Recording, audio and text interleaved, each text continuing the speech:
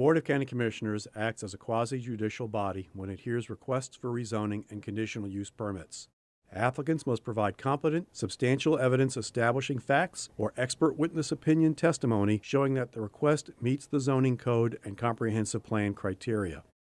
Opponents must also testify as to facts or provide expert testimony whether they like or dislike a request is not competent evidence. The board must then decide whether the evidence demonstrates consistency and compatibility with the comprehensive plan and the existing rules in the zoning ordinance, property adjacent to the property to be rezoned, and the actual development of the surrounding area. The board cannot consider speculation, non-expert opinion testimony, or poll the audience by asking those in favor or opposed to stand up or raise their hands.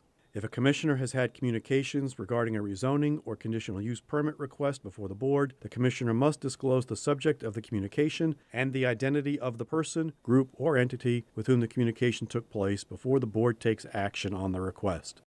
Likewise, if a commissioner has made a site visit, inspection, or investigation, the commissioner must disclose that fact before the board takes action on the request. Each applicant is allowed a total of 15 minutes to present their request, unless time is extended by majority vote of the board. The applicant may reserve any portion of the 15 minutes for rebuttal. Other speakers are allowed 5 minutes to speak. Speakers may not pass their time to someone else in order to give that person more time to speak.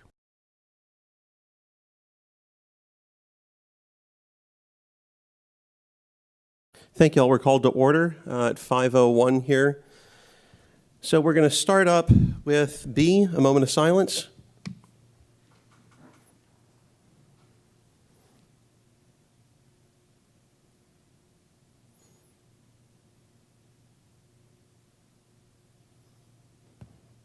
Commissioner Tobias, would you lead us?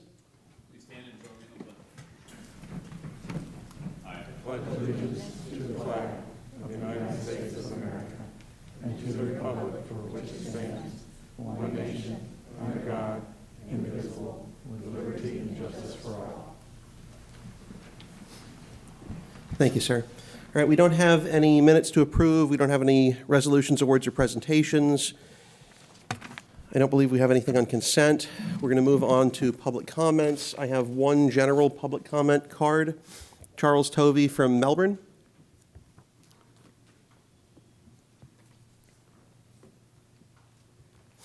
Welcome, sir. Charles Tovey, 2555 Roberts Road, Melbourne. I wrote on my card, lagoon and my property. Well, about the mask. I went to the Philippines the first time, and everybody had masks on. I couldn't figure out why. I thought it was because of pollution, and there was no law mandating that they wear the mask. And this is a heavily populated, one of the heaviest populated areas in the world, and these people are voluntarily doing these things. So why it's not necessary there and it's necessary here is beyond me. About the roadkill, there was a raccoon and a sandhill crane, and although they're populous other places, they're not so populous here, and I care about all lives matter, especially my life. The sandhill crane and raccoon passed away, but we do have new woodpeckers. And about the lagoon, I'm going to reveal my secret, my technique. If anybody has ever had a well dug or driven in the ground for them, it comes up dry a lot of times. And what you have to do is prime the well in order to get the water to flow. And my work is perpetual.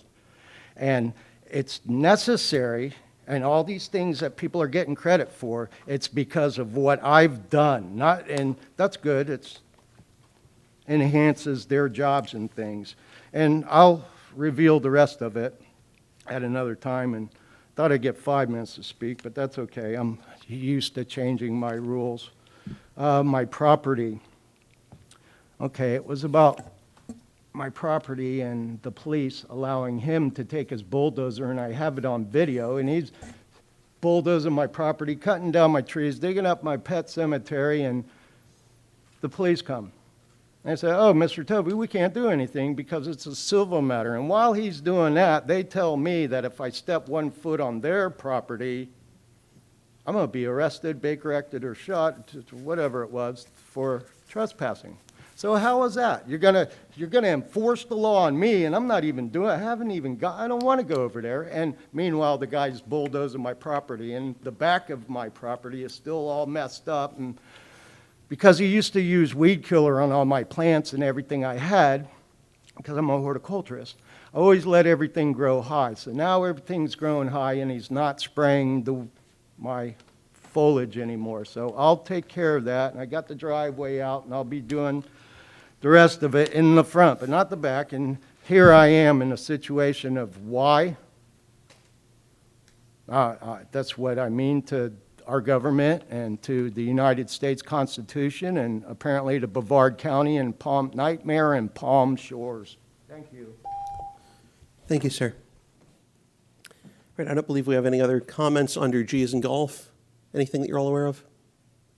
Nope. No. All right, looks good. That's all for G as in golf.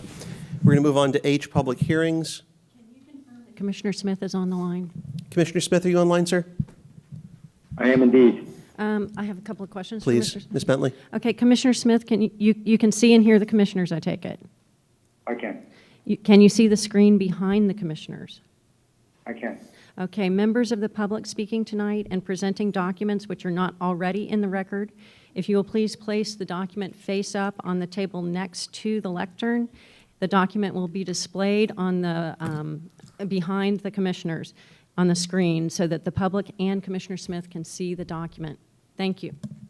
All right, perfect. We've got a lot to cover, so I'm going to work as efficiently as I can to get us to the one and only item that I think is likely to be controversial this evening, while at the same time trying to maintain a good legal record. If everyone works with me, I think this will go pretty smoothly. So I've gone ahead, it may be humorous, but I've pre-recorded the introductions for items H1 through and inclusive of H13. Logan, would you please roll that 2.5-minute pre-recorded reading of all the items into the record?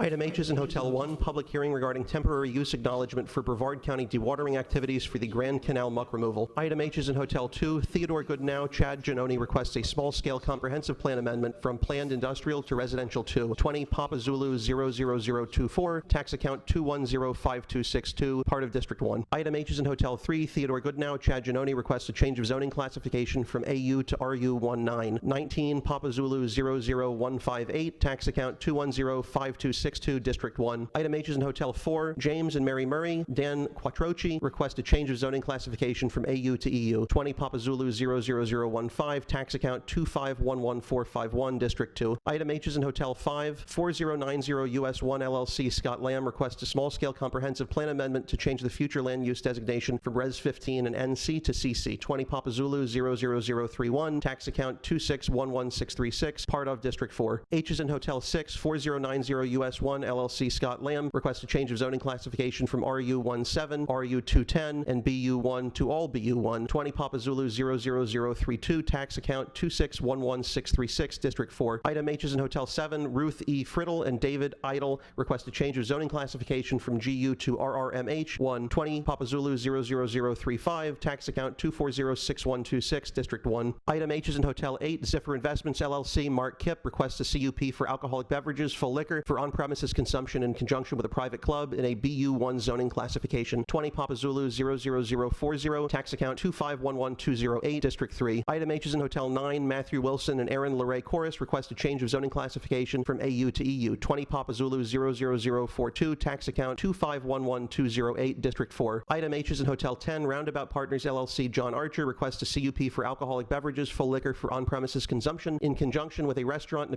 PUD zoning classification. 20 Zulu 00002, tax account 3021659, District 4. Item H11. Bud and Mary Carol Crisafulli request a change of zoning classification from GU to SEU. 20 Papa Zulu 00017, tax account 2316832, District 2. Item H is in Hotel 12. William Clarke, Kim Rezanka request a change of zoning classification from BU1A and BU1 to BU2. 20 Papa Zulu 00038, tax account 2410519, District 2. H is in Hotel 13. Merritt Island Plaza Group LLC Matthew Phillips, Kim Rezanka request removal of an existing BDP, a CUP for an overnight commercial parking lot, and a CUP for alcoholic beverages, full liquor for on-premises consumption in conjunction with a restaurant in a PIP zoning classification. 20 Papa Zulu 00027, tax account 2459292, District 2.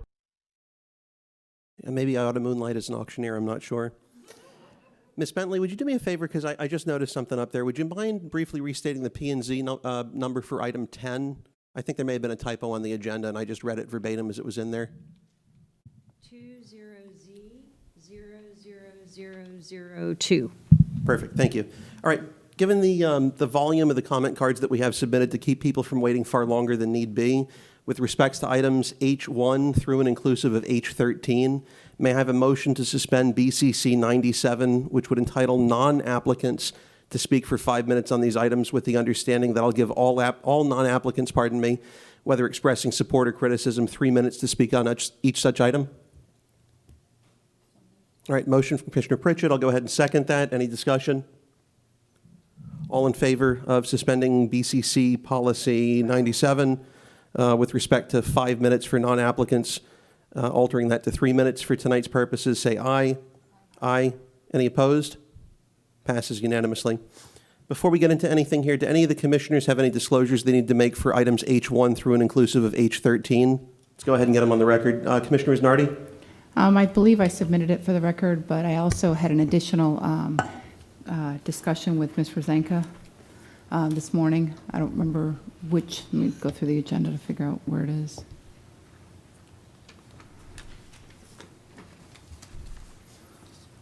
Which? 13. 13. That's what I thought. Okay. Yes, just a quick 5 minute this morning. All right, perfect. Commissioner Pritchett? We submitted everything. All right. Commissioner Tabaya? Thank you, Mr. Chair. An email, as well as speaking on the phone with the Honorable Jim Barfield. Yesterday was the email, today was the phone call.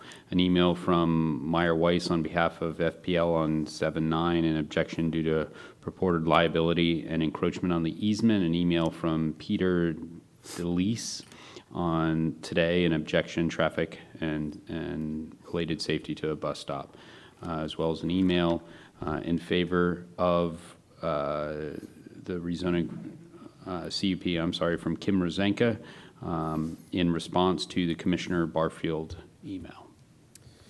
All right, I've got quite a few as well here. And I've submitted quite a few, but with respect to those that have not been submitted, these are all within the past day or two, or three, pardon me. There was one by phone on July 6th with Mike Shaw, who's the owner of a parking lot in the vicinity of item H13. He had some concerns with respect to the project. Everything else is by email that I'm disclosing. The first lot will be from 7-8. First up, Michael and Dana St. Jean of Merritt Island in opposition, Patricia Spangler of Merritt Island in opposition, Jessica Beal of Merritt Island in opposition, Beverly and Thomas Crowell of Merritt Island in opposition, Raj Gohil, Gohil of Merritt Island supports, the Honorable Jim Barfield, whose company I believe owns property nearby, in opposition, Kate McCoy of Merritt Island in opposition, Suzanne and Joseph Perucci of Merritt Island in opposition. Then the next lot will be from 7-9, so the day after today. Rose and Peter Dilecce, Dilecce of Merritt Island in opposition. Kim Rezanka, on behalf of the applicant, was addressing, I believe, Jim Barfield's email that I mentioned. Patricia Stahl of Merritt Island, including a letter from FPL indicating FPL's opposition to the interference of its easement. Same date again, Bryn Leach Wilson of Merritt Island in opposition. Kim Rezanka, again, same date on behalf of the applicant, addressed Patricia Stahl's email above. And then last but not least, also same day, Carla Stevanus, Stevanus of Merritt Island in opposition. All right, last call for disclosures. Okay, so the applicants requested items H2 and H3 be tabled until Thursday. Oh. Woo, Commissioner Smith. Yeah, I was talking and it didn't go through. Okay. Yeah, my staff has communicated all contacts that were submitted to me, and I did have one phone call from Kim Rezanka today, but it had, she just simply asked me if I received emails today, and I did not. All right, perfect, sir. So the applicant has requested that items H2 and H3, their companion items, be tabled until Thursday, August 6, 2020. I have a motion from Commissioner Pritchett. May I have a second? Second from Commissioner Isnardi. All in favor of tabling items H2 and H3 until Thursday, August 6, please say aye. Aye. Any opposed? That's why I'm here. Well, I promised I didn't want you to have to wait any longer than need be, so we'll get to you, I promise, next time here. All right, so those two items, H2 and H3, are continued out to August 6th, which is a Thursday. So I believe the only remaining potentially controversial item on the agenda is item H is in Hotel 13, as to items H1 and inclusive, through and inclusive of H12, with the exceptions of H2 and H3 that we've just addressed. I'd like to pass all these together at the same time unless a commissioner would like an item pulled or unless there is a comment card for anyone wishing to speak against one of these items. So again, we're talking about items H1 through and inclusive of H12, accepting H2 and H3, which have been continued out. So I've got a stack of comment cards. I've asked staff to take a look at them, and they all appear to be for items, again, H1 through and inclusive of H12, with the two accepted, on behalf of the applicant. Does anyone here have a public comment with respect to any of those items? Again, we're not talking about H2, 3, or 13. Anyone wish to speak against any other item at this point? I'm going to give it a few seconds just to be sure. And if there is someone that we miss, if they're out in the hall or in the bathroom or something, please let staff know, and I'll happily entertain a motion to reconsider whatever item it is, and we'll go about giving you your time that way. So with respect to that, would any of the commissioners like to pull any of the items from H1 through and inclusive of H12, less the H2 and 3 that we've already continued? Anyone want to pull anything?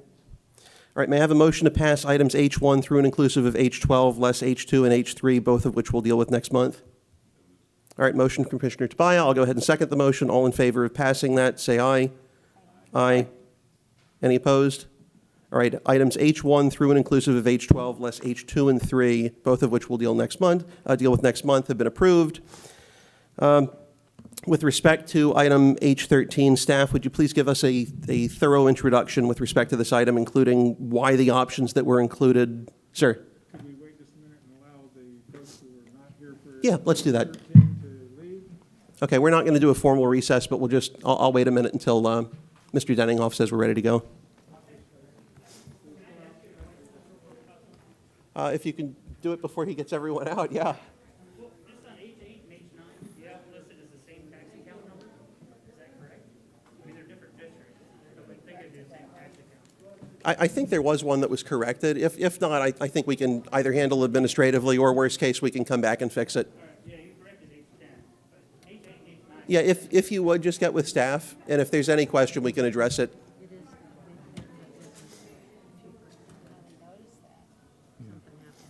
But the rest of it, I mean, I think that's just an error.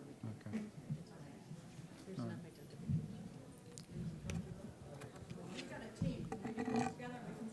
identification. I'm not going to ID you. As long as I'm 6 feet away from everyone, I'm happy.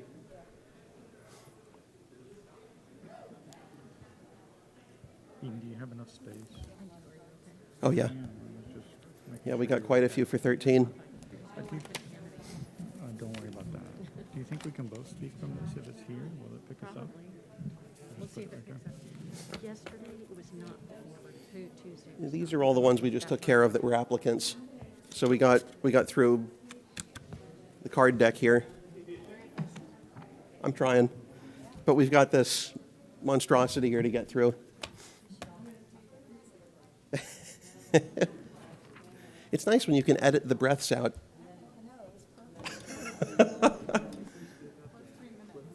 Yeah. Yeah, I think we'll be able to get through this. Yeah, the bar is now set.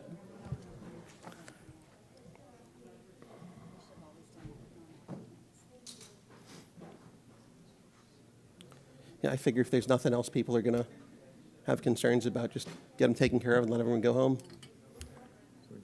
We wanted the people to keep their cards when they came in. We knew that they had their cards here and no one else. That lady looks like you. Mass county, middle of the aisle. County Where? employee. County employee, in the middle of the aisle. Oh, you're not kidding. Yeah. Oh, that's spooky. A little bit. In the black shirt. Yeah. Center aisle. I thought it was standing up. Yes, I thought it was you when I first got here. Well, thank you. She looks good. Tell me it doesn't. I got a picture of my cousin. No kidding.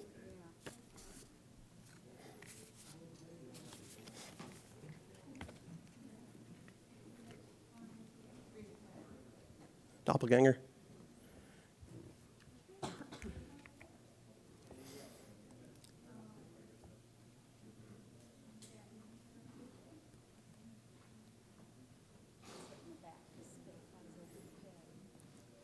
Yeah, it's true.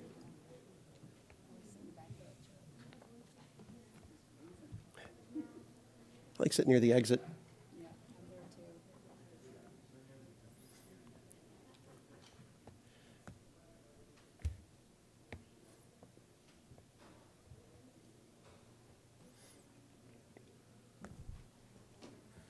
How are we looking, Jeff? Okay, I'll give it a minute.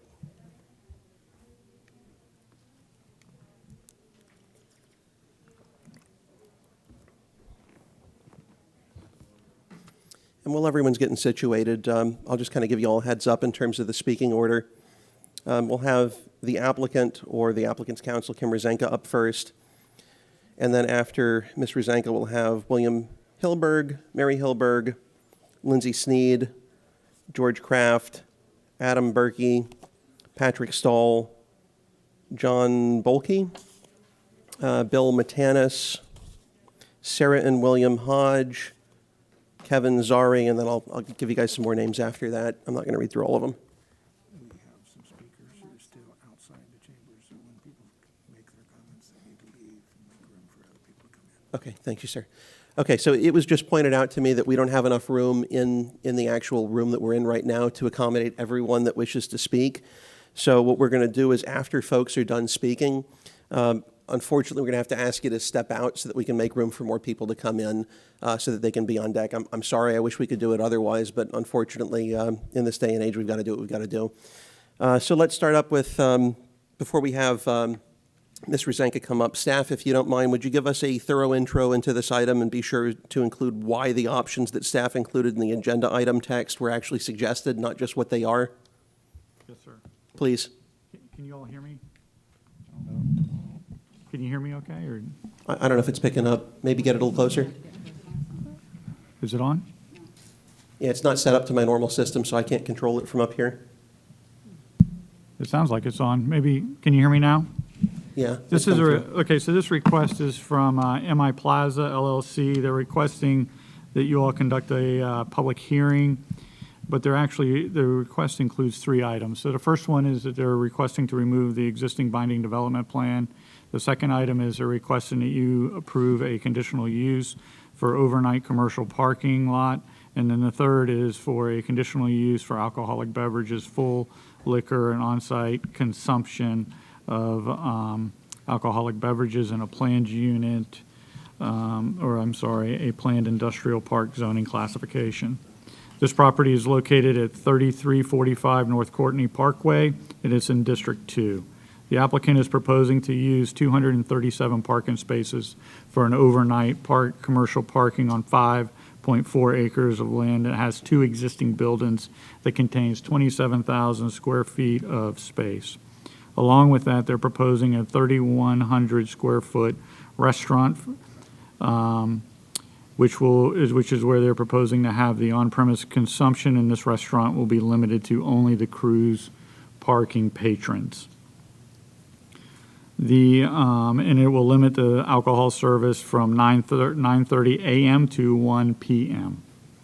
The conditional use site plan that they submitted indicates that the remaining 23,900 square feet will be utilized for luggage storage, mini warehouses, and business complex and fleet parking. So the code allows for overnight commercial parking on developed sites such as this, where the site can demonstrate that they have a surplus parking beyond the number of parking spaces that are required by code to support the other uses. The code goes on to say that all building structures or activities shall provide adequate off-street parking and adequate off-street loading zones for the uses of the occupants, employees, visitors, and patrons with the site in accordance with the site plan requirements. While the applicant is requesting 237 spaces, the aforementioned code provisions would limit the available parking somewhere between, for cruises, for the overnight commercial parking, somewhere between 190 and 154 spaces, depending on how those uses are distributed in the square foot of those uses.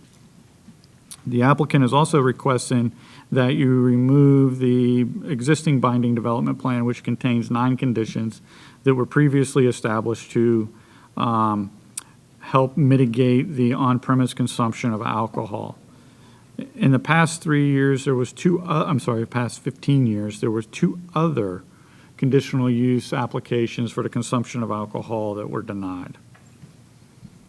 While as with all zoning applications and actions, the board is determining whether the overnight commercial parking lot and the alcoholic beverages on-site premise consumption in conjunction with the restaurant are compatible with the surrounding neighborhoods. The site activities do not diminish or adversely impact the safety or welfare of the existing residents. Since this is a conditional use application, the board may consider conditions beyond that to help mitigate the potential impacts to the abutting neighborhood. So in your agenda item, we've provided some, I won't say proposed conditions, but conditions that you may want to consider for the mitigation. We also have drafted those in a more formal format. If you would like, we can pass those out if you want to take those into consideration. So the first, I'm sorry. I was going to say, if you would, when you go over them, if there's some that are more important to others, if you could articulate which those are. Okay, yes, you. sir. So A, that we have in your agenda package shows that additional buffering, landscape buffering or block wall along the westerly or southerly boundaries. There was a typo in that. It should have been northerly because there is an existing wall on the western boundary. And the reason why we put this in here is since the existing site is developed, there is no mechanisms for us to require the buffer standards in our land development code during the site plan process. So if you find that additional buffering helps mitigate the proposed use, then we would need to include a special condition to have that carried through in the site plan. The turn lane analysis is required with the site development plan, be reviewed by Brevard County Traffic Engineering and reviewed and permitted by FDOT, where the applicant shall be responsible for the design, permitting, and construction of all necessary roadway improvements prior to the utilization of the site for cruise parking. This we included because while they did provide a traffic study, it was a trip generation analysis which evaluates the overall traffic. It does not look at the specific intersection of, and do an intersection analysis, which we would be looking at evaluating the adequacy of the northbound left turn lane on North Courtney Parkway. The turn lane analysis will determine whether the minimum length for the queuing is acceptable for the anticipated trips from this project and the 2 other commercial projects, commercial cruise projects to the south. The applicant has submitted a letter from those 2 owners saying that they do not intend to go forward with those commercial overnight parking establishments that have gone through site plan. However, we do not have a formal withdrawal from either one of those applicants. So can you tell us a little bit more about what that actually means? So what I would say is we would still consider that a valid site plan because it has not been formally withdrawn by the applicant. Thank you. So we would want that to be considered in the traffic. It's the background traffic. The queuing of vehicles is prohibited along the public right-of-way, and the queuing plan shall be submitted with the site plan demonstrating there's sufficient on-site and queuing for both arriving and departing customers. This condition would prevent queuing on and along public right-of-ways, which ensures the activities are internal to the site and do not create conflicts with the adjacent roadway. The applicant shall install no parking signs along the north and south sides of Duval Street. This additional provision ensures that the activities occur internal to the site and do not create conflicts with the adjacent roadway. Limiting the hours of the restaurant and the number of seats and the on-premise consumption to beer and wine. The applicant has requested that you consider removing the existing provisions in the binding development plan. That binding development plan limited the activities to the sale of beer and wine only. It maxed out the restaurant with 80 seats. They're asking for 100, and it required that it have restaurant-style seating with no bar. If the board finds that these additional limitations will mitigate the proposed use, then a special condition would be necessary to achieve that. No outside entertainment activities. This condition restricts the outdoor entertainment such as music, and the board may want to consider the use of a PA system announcing on the site for customers. This would further reduce the noise associated with the site. Limitation of the overnight commercial parking. When we did our agenda item, there was a parking plan that was submitted. It showed that there was 190 spaces available. Since then, we have received a new parking plan, which shows that they are requesting the 237, and they would reserve 5 of those for their employees. So with that, but it does not take into account the 23,900 square feet of a building and storage, mini warehouse, and business complex. So those activities need to have parking accounted for them, or the board may want to consider item H, which would be restricting the overnight, all the site activities to the overnight commercial parking only, and eliminate the use for business complex and mini warehouse or other uses. This would also help get to the 237 spaces, but it would also take into account or eliminate the concern about the additional 21,000 square feet of business or building that's not being proposed to be used or being proposed to be used for other items. And this would also align with the traffic analysis. The traffic analysis that was submitted by the applicant really just looks at the commercial park and ride aspect. It doesn't take into consideration the use for business complexes or mini warehouses or other activities. With that being said, we're happy to answer any questions that you may have. Ted, just briefly, out of those, which are the ones that you think are the most critical? In my opinion, the ones sir. that I would probably suggest that you would want to take the most look at or to consideration in would be B, C, some sort of limitation that on E, I would look at some sort of limitation that ensures that that is only for the patrons and we're not going to be open to the public and have a restaurant that folks can go there and eat at that's not a patron.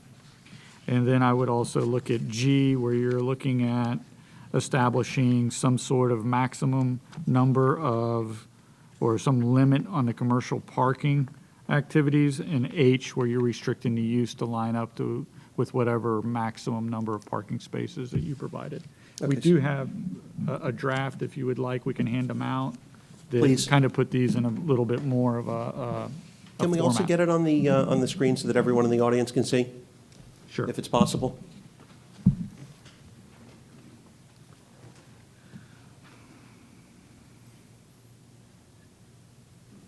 I don't know if there's a way to zoom that. I know I couldn't read that if I were sitting back there.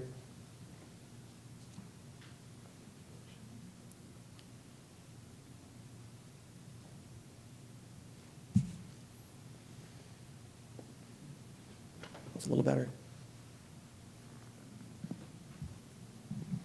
All right, so to confirm, Tad, you were saying B as in Bravo, C as in Charlie, E as in Echo, G as in Golf, and H as in Hotel were the ones that you thought out of the list were the most imperative? Yes, sir.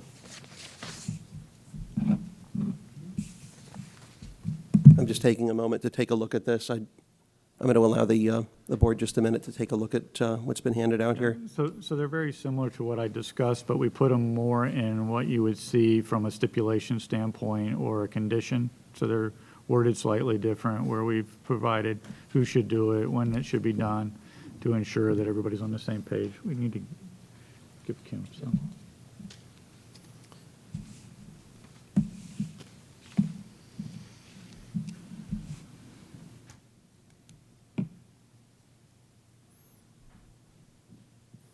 Thank you.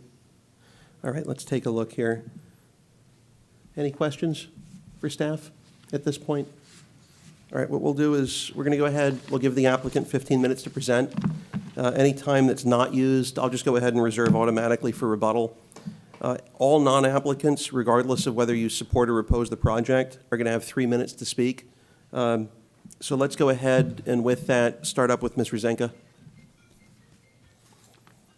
And I'll do my part here to the degree that I can, and I'll put everyone's name and city of residence in the record so that you have the full 3 minutes. If you don't finish at the end of 3, I'll certainly allow you to finish your sentence. I'm not going to cut you off right at 3 or kill the mic or anything, but please just don't go into any other thoughts, because I know we have a lot of cards, and I don't want people sitting here for hours that otherwise would have a chance to speak and they might leave. Chairman Lober, before I begin, I Yes, have ma'am. things to pass out. Yeah, that's fine. And also, we have 3 of us speaking during that 15 minutes. You can divvy it up any way you like. I know, but the time continues to move as we move people through back and forth. So I'm just, and if you have questions, that takes time. I'll be generous with respect to the 15. There's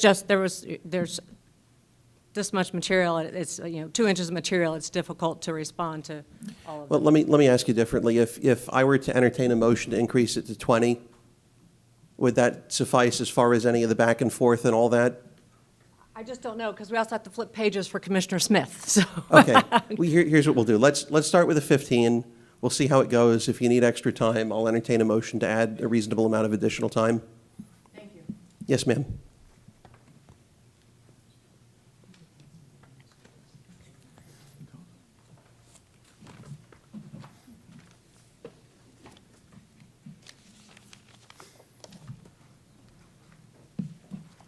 Thank you. And just to give folks an idea, this is the number of speakers that we have to go, exclusive of Ms. Rezanka. So, I mean, you could deal it like a deck of cards. Yeah. That's right, facts and evidence, correct. Thank you, ma'am.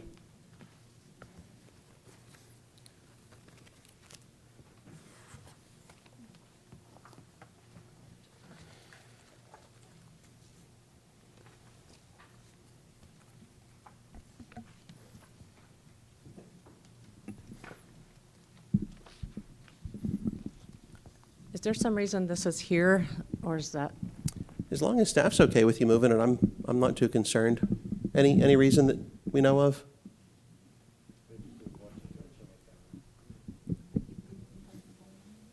Yeah, perhaps. It's hard to present without a podium. No, I understand. Yeah, if you need, take a moment to get situated there. All right. All right. Good evening, Commissioner Lober, members of the County Commission, and staff. Thank you for giving us this time. I am Kim Rezanka. I'm representing the applicant, MI Plaza Group, LLC. With me is Sid Shahayeb, the engineer of record, Matt Phillips and Sharon Galziano, which are the representatives of the owner. They're the owners of the property. I have a presentation, but I'm going to start with Sid Shahayeb. But before I do, I just want to clarify something. This application came in before I was involved in the project. The primary use is overnight commercial parking. The restaurant, the so-called business complex is really a waiting area, and the storage is where the luggage goes waiting for the buses. So it's a primary use of overnight parking. We've asked for 232 spaces. We do not believe they're surplus. The rest of the building's not going to be used. The sole purpose of this whole entire 5.489 acres is for overnight commercial parking. So I did want to clarify that. Also, Mr. Galziano has looked at the conditions. We believe most of them are acceptable except for the 109 parking spaces. And there's confusion on number 1 because there's a ton of buffering already on a developed site. So I'm not sure exactly what can be done. So as to number 5, that condition, we had asked for 930, we'd asked for 9. As for number 7, we'd ask for the 232 spaces, but everything else is acceptable. And I have a few other conditions to make it even more acceptable that I will get to at my time. But I'm going to start with Mr. Shahayeb to discuss the project, to discuss some of the technicalities.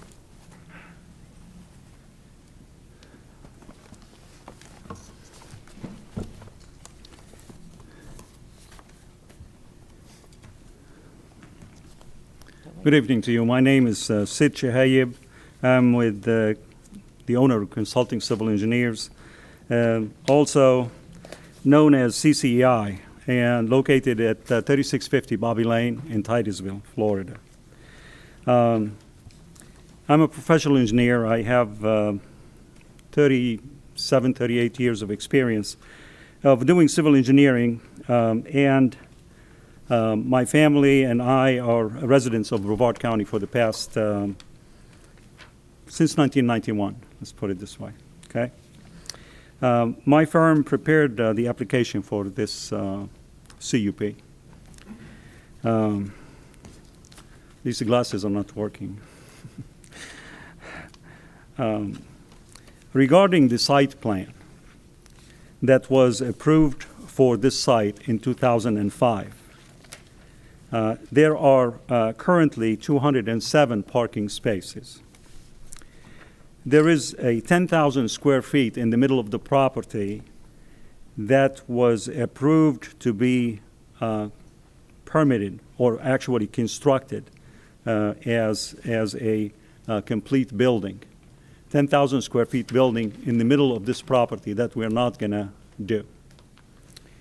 The stormwater parking, landscape, ingress, egress, and anticipated traffic was reviewed by the county, by the DOT, and by the Water Management District,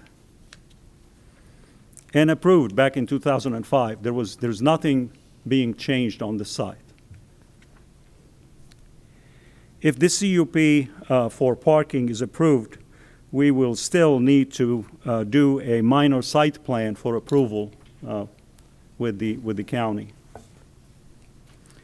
Regarding the vegetated buffer, if you look at the site plan, to the west of the site, there's a vegetated buffer, and it has an environmental easement over it, so nobody can touch it. And the wall, you can see the straight wall. There is a concrete wall on the west side of the parking, and then to the west of that is about 150 to 160 feet of vegetated buffer that's not going to be removed or done anything with. This would be part of the site. Regarding drainage, there are no drainage issues at the site. I have seen some pictures, but I think it's within the right-of-way. It's not at this site. And any, with regard to maintenance of the facility on-site and minor issues with the drainage, that's being taken care of, and it's basically a maintenance issue, and that's it. There are no additional impacts to the stormwater system since this site is existing. It's an existing development. Nothing is going to be added to the stormwater management system so that you can increase the amount of stormwater that's going into to the outside. Regarding Duval Street, as to safety issues, Duval Street is a public street. It has two sidewalks, not just one. It has a sidewalk on the north side and a sidewalk on the south side.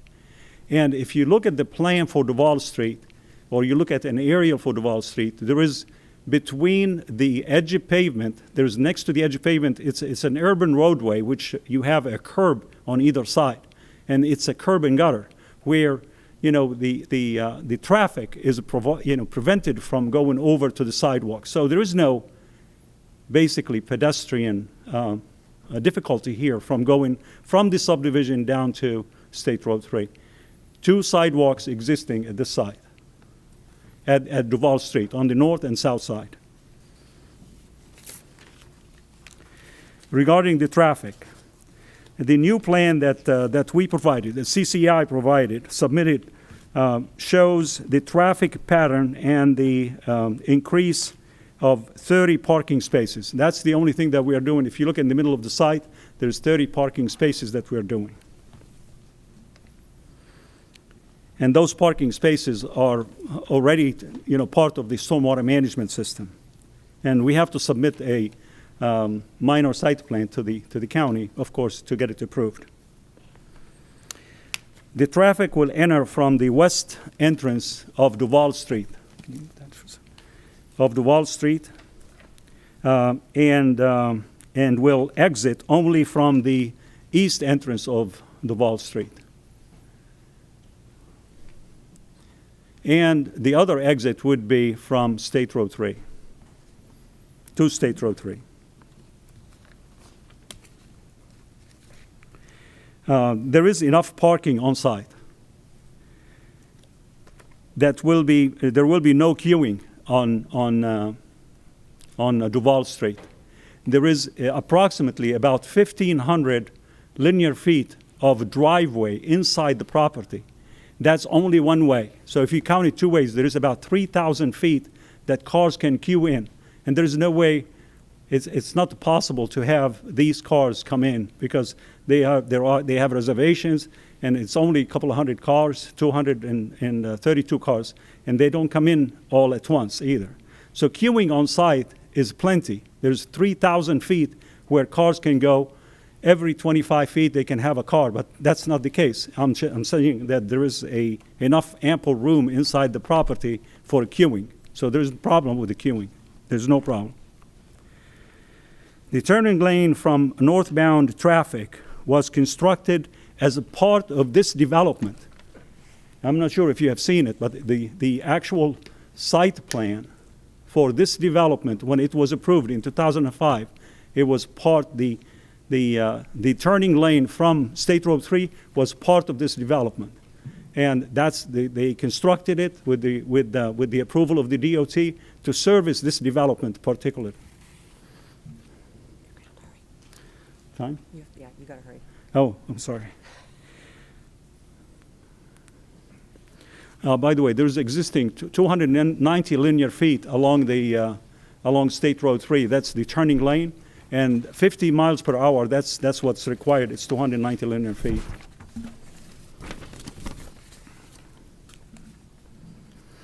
I can pass it. Yeah, okay. Huh? Okay. Also, too, I had submitted the engineer, Turgut Dervish's resume for the record. And I'm going to be here. So. Okay, all right.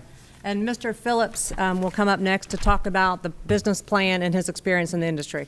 Thank you. Thank you. I'll pause your time for a moment here.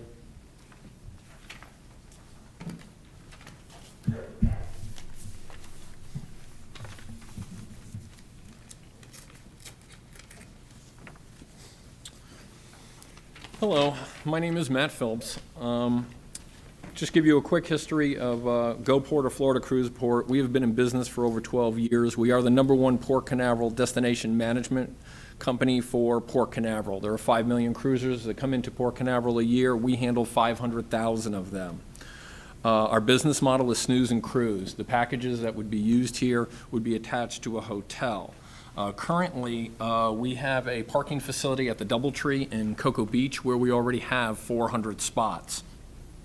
50% of those spots are used with what we call our hotel and parking packages. So this site is pretty much just going to be used for hotel and parking packages, not just straight out parking. We intend to stop using the Doubletree and use this property we are discussing today. The 232 spaces for overnight parking, anticipated, again, 95%, including a hotel stay. And this is spread out over 5 days. This is not like a church gathering where everybody comes in within the hour and then everybody leaves within the hour. These 232 spots are broken out over an entire week, and during that week it's broken out for 6 hours a day. 3 hours in the morning is when people are being picked up from the ship, getting in their car and leaving. The next 3 hours they're being brought from there over to the cruise ships. Very, very small percentage will enact with people coming and going at the same time. All of those allowed to park at the Merritt Island GoPort will have a reservation. There is no drive-ins. It's not just drive in and park your car. It's all prearranged. The hotels that are part of these packages, a lot of it, and the biggest ones that we have, are in Titusville, including Mr. Mike Shaw's Best Western. The Best Western in Titusville we have used for over 10 years and overproduced over $1 million worth of sales for his hotel. So I find it surprisingly that he wants to not have this program go. But yet when he had a program or a parking lot Of course, it was approved for 600 spots, 3 times this size, and there were 2 other parking facilities that were approved. One is right next to me, which was approved for Lots of Honor. Lots of Honor went out of business. Reason being is the parking business is not as lucrative as everybody may think it is. It's a lot of work. That website for them, which was whatever it was, bottom line to it is Mr. Kaborg bought the website, okay? And there we go on that. Again, the overnight parking facility is different than the other 3 or 4 Merritt Islands because we only accept reservations and we combine the parking with a hotel package.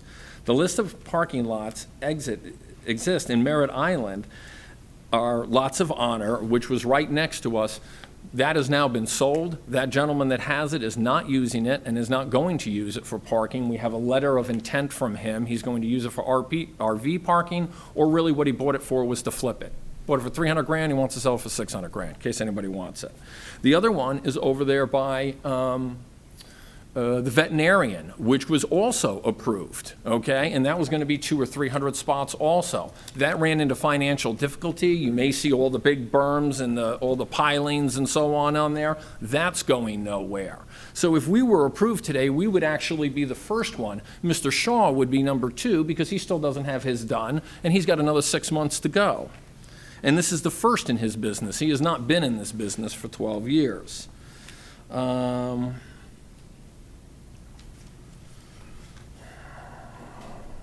Since we purchased the property, we have put over $20,000 to $30,000 in for cleaning up the property, taking care of the garbage, doing all of the trees and maintenance on there, cleaning out all of the storm drainage things, making sure that the roof doesn't leak. So we've been improving it. Unfortunately, we had a little break stop here in March due to the uncertain situation. But we are doing very well with our upcoming bookings in the future. We hired a company to fix, there was a complaint about the waterway in the back by the retention pond. FPL was nice enough to go in there and put all new poles in, but they also took down the berm. I am taking in my cost and my expense of getting that done ASAP so the water does not go into the other area. But I didn't take it away, they did. I'm just fixing it as far as that goes. We added barricades and no trespassing signs because large trucks were using the parking lots for a turnaround, and a lot of the residents in the back used to love to use it for a dog walking park. Unfortunately, they didn't like to pick up afterwards, but they did like the park. The flooding that is in the photos that were presented by Patrick Stahl is in the county row and not on my property. I don't have any problems with it except for fixing that berm in the back. Also, there are many large trucks accessing Duval Street to enter the construction company that is north of Duval Street. We have huge trucks. Matter of fact, when I first purchased the property, they were using that property to turn their trucks around there. So the plan for this property is to only have overnight commercial parking and will only be for those who have reservations. The 2 tenants I have, World of Fitness and Harline Company, currently lease 8,500 square feet of the almost 27,500. Can you pause for 1 second? I'm sorry. Sure. Could I have a motion to give him another 5 minutes? All right. Second for that? Second for Commissioner Isnardi. All in favor, say aye. Aye. I will speak faster. Those 2 leases will be terminated if the CUP for overnight parking is granted and Merritt Island GoPort opens. The business plan for GoPort is that it will only be open on cruise days. That's approximately 5 days a week right now anticipated, and the hours of operation are from 6:30 to 1. Rest of the time, it is closed. Again, 50% of the cars will be coming out in the morning, 50% of the cars will be coming in there. But spread out over 5 days, you have to account that there'll probably be an average of 30 to 40 cars leaving in the morning, 30 to 40 cars leaving coming in for the cruises. All former cruises are out by the lot by approximately 10 a.m. Starting new cruisers, GoPort driving the lot, they start in at about 10 o'clock and open parking package attendant in the parking lot to direct them. So we really don't need to direct them because they're just going to whatever parking spot is available. The new cruisers bring luggage in the luggage area in the building. They can go to the restaurant or the cocktail lounge or the waiting area. Buses that hold between 10 to 25 passengers will load up about every 30 minutes and transport the cruisers to their ship. The buses are contracted with vendors and will not be parked on the property. All buses stop by 1 p.m. Only those leaving for a cruise can utilize the restaurant or cocktail lounge. It will never be open to the public. Based upon my experience in the industry, the average number of cars coming in per day will be 35 to 40 and the same amount going out. Saturday may see a higher number because it's a 4 to 5 ship cruise day of the increased number of ships on Saturday. 232 parking spots area for customers, 5 will be for employees. GoPort is a transportation facility that packages parking with hotel room stays. This is less intense use than the 27,500 shopping center will allow. It is less intense than what could happen be that it's in a PIP zoning, which this lot could be a car dealership, this lot could be a recycling center, it could be a lot of different things. As a Brevard County resident over 26 years, I am surprised at the public's disdain for a project that has very little real impact to anyone. Please approve the CUPs and remove the 2010 BDP. Thank you for your time. Thank you.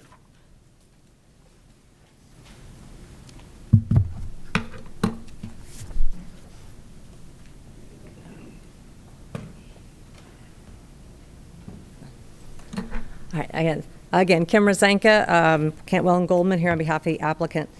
I have to say I have never seen so many complaints. I've permitted almost 1,000 homes in North Merritt Island, a cell tower, and a Sonic restaurant, and I haven't had this much opposition. And I get it. It's sensitive to the neighbors. I understand. They've fought this twice. They won once. They lost the second time because it came back from the circuit court and a CUP was granted. That CUP has expired. We're asking the BDP to be removed. That BDP only allows alcohol in the upper north end of this parcel. That's not even where we're going to have the restaurant and lounge. That's one of the reasons the BDP needs to be removed. Basically, what you have before you in all those letters and complaints are catastrophizing. They're concerned because they don't want change. I do have to give a shout out to Mr. Raj Gohil, the only one who is in favor of this. And his comment was, "Who moved my cheese?" I didn't know what that was, but now I do, and it was certainly appropriate. It's in your packet, you'll see it. At the North Merritt Island Special District Board, I presented this project and the CUPs with just basic facts. I'm not going to repeat that, but the testimony before you has been present. I never said that this, as Ms. Beal said, that I thought this would adversely impact the residents. I said that PIP industrial zoning was not necessarily to benefit the neighbors. It wasn't a criteria of your code. I was addressing the comments from the pile-on of exaggerations from those at the North Merritt Island Special District Board. I didn't claim there would only ever be 35 to 40 trips a day. I said the average would be 35 to 40 coming and 35 to 40 going. Mr. Phillips has explained his business model and his experience, and Mr. Shahayab has detailed the requirements. What he didn't talk about was the traffic study that was in your packet from him, and it shows the average trips per year. They have gone down on Tropical Trail, and they also show the October 2nd, 2018 historical trip generations that shows all the trips just about a half mile north of here. And that's what this traffic study by Mr. Dervish was relying upon. There also is a turn study, so I'm not really sure why we need another one, but there was one in that packet. I've put on in your packet, the first page is the actual requirements for the CUP, and I've lost my packet. And we have met all of the conditions for a CUP 621943.1. It's in PIP. May I have 5 more minutes, please? May I have a motion? All right, a motion from Commissioner Pritchett. I'll second it. All in favor, say aye. Aye. All right, passes unanimously. Thank you. Bear with me 1 second. I'm just going to get you set. It's going to say 449, but... Thank you. All right, so section 62194113, the overnight commercial parking lot. This did not come until April of 2018, as you may recall. This was just adopted by the commission. That's why most of these overnight parking has not had to go through this process. This is probably maybe the first one you've seen. So we are more than 3 acres. We're in PIP. This is a primary use, not an accessory use, but it is limited to 232 spaces with 5 for employees. Number 3, all drive aisles must be paved. They are paved. A routing map shall be provided. It has been provided. It does not include the residential street of Duval Street, if Duval Street can be considered a residential street. It was built, it's a public street. It accesses PIP zoning on both sides of the street. A traffic study statement or traffic report shall be provided for the board to review, and that has been submitted to you. There's been no competent evidence to say that's not a good traffic study, and now you have the backup for it as well. The conditions that were proposed by staff, we've discussed. Again, we will agree with all of those except the beer and wine. I missed that, and I apologize. My client said he wants a full liquor bar. There was a red herring thrown out about that. Why does he want that? He's not going to be open enough, and I can address that later on, but it doesn't matter. This is what he wants because this is what he does with his business model at the Doubletree. They come, they park, they go into the Doubletree Lounge, they have a drink, then they get on the bus. No one's allowed to drink before they get on the bus to leave when they come back from the cruise ship. I added additional conditions based upon what I discussed with staff and because of what we've talked. This is just the CUP criteria for the overnight parking. There's 2 CUPs. So the additional would be to limit the business hours from 6:30 to 1 o'clock, which is a far greater restriction than any shopping center would ever have. And then the commercial parking is a primary use. And that's all it has, as we've discussed earlier, and as Mr. Calkins has stated as well. With all those uses limited to the overnight commercial parking, the other ones are being accessory. As to the second conditional use requested, 621906, alcohol beverages for on-site consumption, there are very few criteria in this CUP, and that is that it has to be in a general retail zoning. It is, and it has to be more than 400 feet from a church or school. That has been provided. It was provided in the application, but not to you. There's a specific purpose survey that was done by John Campbell that meets your code, satisfies your code. And it is not within a school, it's not within the pre-care.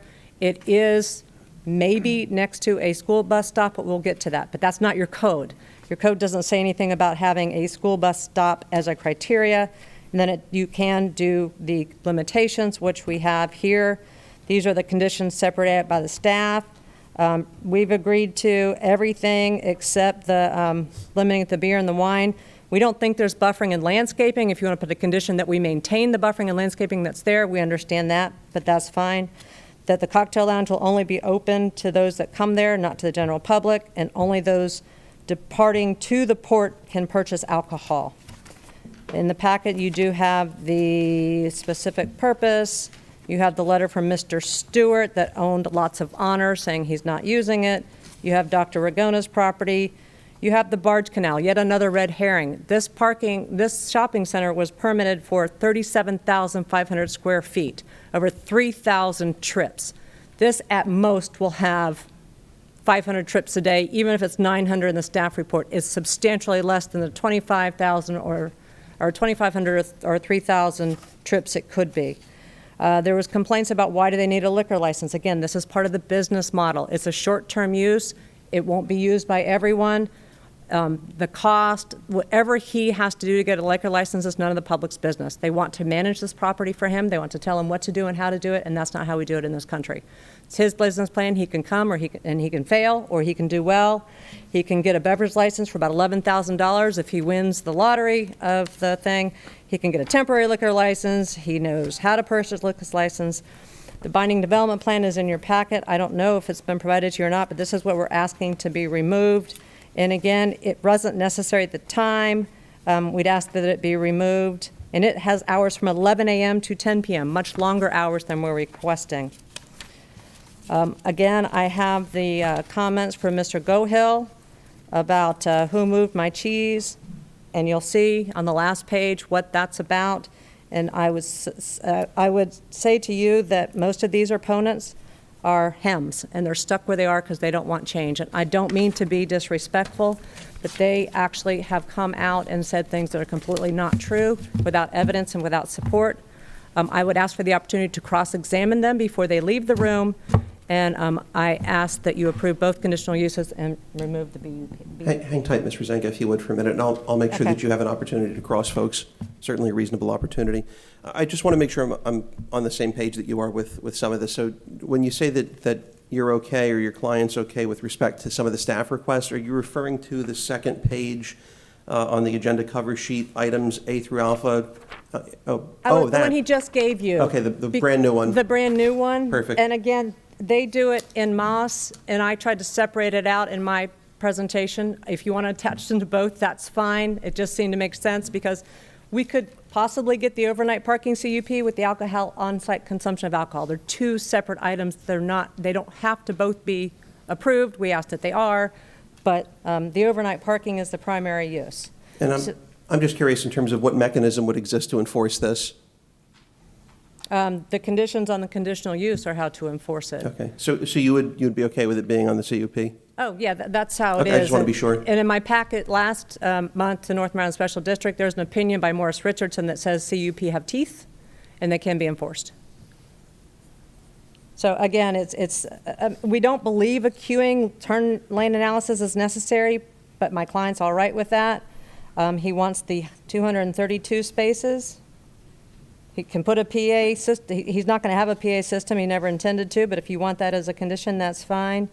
And then we don't want the beer and wine in number 5, and we'd ask for 9 to 1, but since we've been asking for 9:30, if for some reason 9's not appropriate. But again, 9 is after all the bus stops are gone, according to evidence that's in your packet. Oh, I did forget, in the packet, there should be a diagram of where the school bus stop is. I found out from the Transportation Department today of where it is. It's north of Duval. It's actually on the property which Mr. Barfield has his property. It's a little entranceway. They come in through there and go out through Duval, I'm expecting.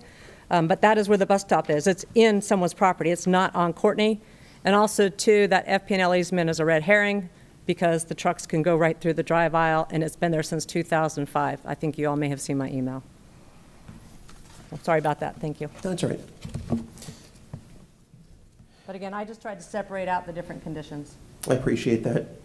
So, Ms. Bentley and Tad, if you would, because we've heard a lot of things in terms of how it's not going to be used, and for instance, with the rest of the building not being used and the restaurant and lounge never being open to the public. Obviously, some of that is included in this, but is there anything that you've heard that was promised or where an assurance appears to have been made in the intro from anyone that's on the applicant's side or behalf that you are concerned we would have an inability or a difficult time enforcing?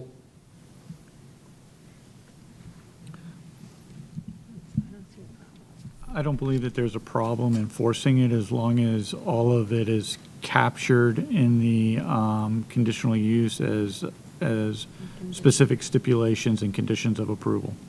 So again, and I'm not presupposing the outcome of anything, but if anyone makes a motion, whether or not it gets seconded down the road with respect to this item to approve it, given that that seems to be acceptable to the applicant, I would certainly encourage folks to make sure that they take the applicant up on all of the restrictions that they've agreed to. I appreciate that. We'll go ahead and we'll start trucking away with public hearing. Public comment here. It has been a long one. William Hilberg.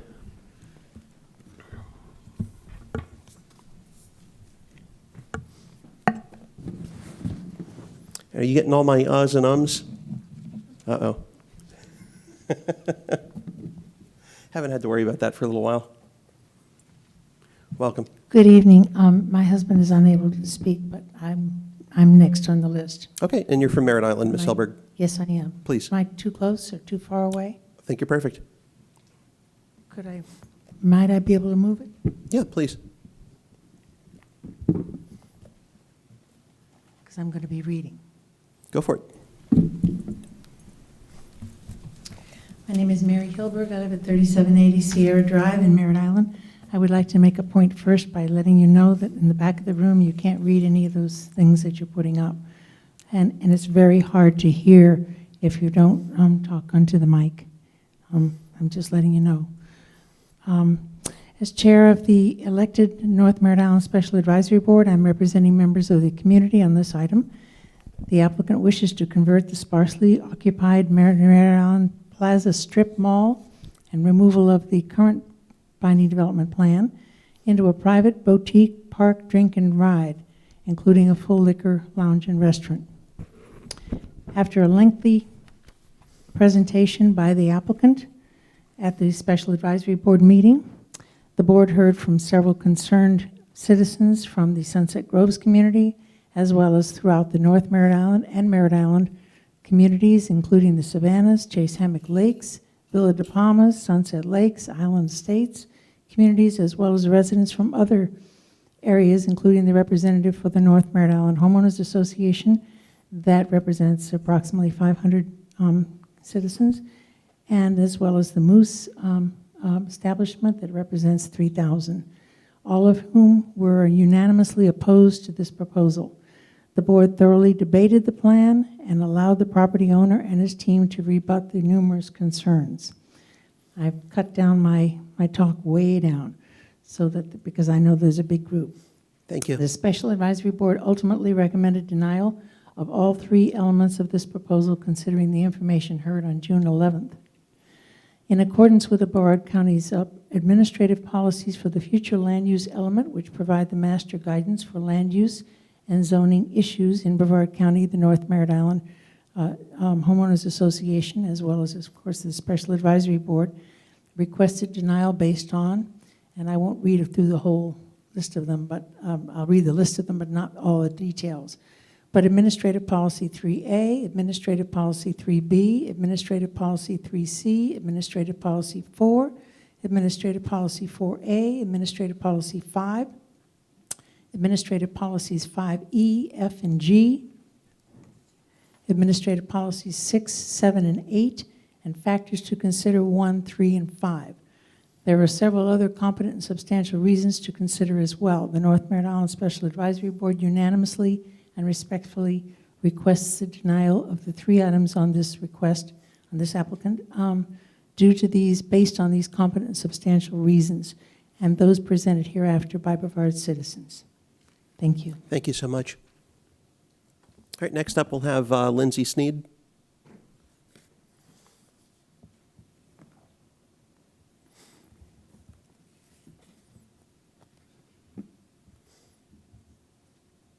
We need some kind of an auto-sensing height feature on that microphone. Yeah, a little bit different height here. Yeah. Okay, just a moment. I'm going to bring Sure. up my notes. Okay. And you're from Merritt Island, correct? Yes, I'm sorry. I'm Lindsay Sneed. I'm from Merritt Island. Do you Perfect. need to state my whole address? Nope, that's good enough. Okay. So I attended the North Merritt Island Advisory Board a few weeks ago. And so I just had a couple of comments based on that. One statement that the attorney for this group stated is that the community doesn't like this because they don't think it's good for them, and it may not be. I understand that every business that comes in our community is not going to be especially suited to my personal needs and what I'm going to be able to use and enjoy. However, we have ordinances in places, the policies that Ms. Mary just spoke of, our zoning, those are all there for a reason, so we can plan our community appropriately. We moved into certain communities based on what was the way that they're planned to be. I didn't move to downtown Cocoa Beach for a reason, okay? So just because it's not exactly what I mean isn't the reason why, we're not wanting this. It's not just a business that I don't like. This isn't just a business it's not a business that fits in the existing guidelines, and it's not something we just don't like. They don't fit, they aren't good for the community, and they aren't fitting within the surroundings. And there's no good reason just to make an exception for them. They're not adding anything. They're solely adding to existing problems. We've already talked about the barge canal. It's not a red herring, it's a real issue. I go over it every single day, and it causes issues every day with people's commutes, with safety of emergency vehicles coming in. It's not a red herring, it's a real thing. And why would we add to it? We already know we have impending houses that have to be built because we have a growing space industry and other things that are going to have to be on North Merritt Island. We're going to have businesses that are related to the Space Center and other things that need to be up there, and businesses that will benefit directly the community. This has nothing to do with anything on Merritt Island. It does not need to be on North Merritt Island. There are other appropriate places in the county where businesses like this can be. And I'll save the rest of my time for everybody else. Thank you. Thank you. All right, George Kraft up next from Merritt Island. I'll just make it easy. We'll assume everyone's from Merritt Island unless either they or I say otherwise. I'm pretty confident the bulk will be. Mr. Kraft. Thank you, Chairman. I wrote an extensive email with all my concerns, and I did get a response from Ms. Nardi and Commissioner Tobias, so thank you guys for that. I really appreciate it. The thing that kind of concerns me even more is the fact that I've heard several things tonight that have changed again. I heard the fact that they've been working on this thing since 2005. They looked at the the flood plan and a few other things. The county is so concerned about the flood plan and the development of Merritt Island that they've been concentrating a lot of the cleaning, the barge, everything. They've been doing a pretty good job. The thing that bothers me more, though, is the fact that the small area study conducted by the Army Corps of Engineers says that Merritt Island is a bowl shape. There's no place for the water to go, so there has to be a significant investment before we put more parking lots or other things that come on there. The reason for that is the runoff and a lot of it. I did talk to a cruise line employee, and they told me that there's plenty of land at the port. The port is developing. The port should develop parking for their own boats and everything else. I heard, I was at the meeting on the 11th. I heard that they said that they wanted to have Monday through Friday. And I heard standing right here tonight, oh, well, yeah, there's going to be Saturday too, and it's going to be multiple on Saturday. The cruise line person who works there says that they're coming and going constantly. And now with the announcement of new mega ships, over 3,000, 6,000 people, that intersection has been identified by Florida FDOT as one of the most 10 dangerous in Brevard already. It's subject to flooding. I came across a barge canal today, and I looked over there to the holding pond. The holding pond is, it has drained some. That was a 20-minute rain, and that intersection is the single point failure for the evacuation route.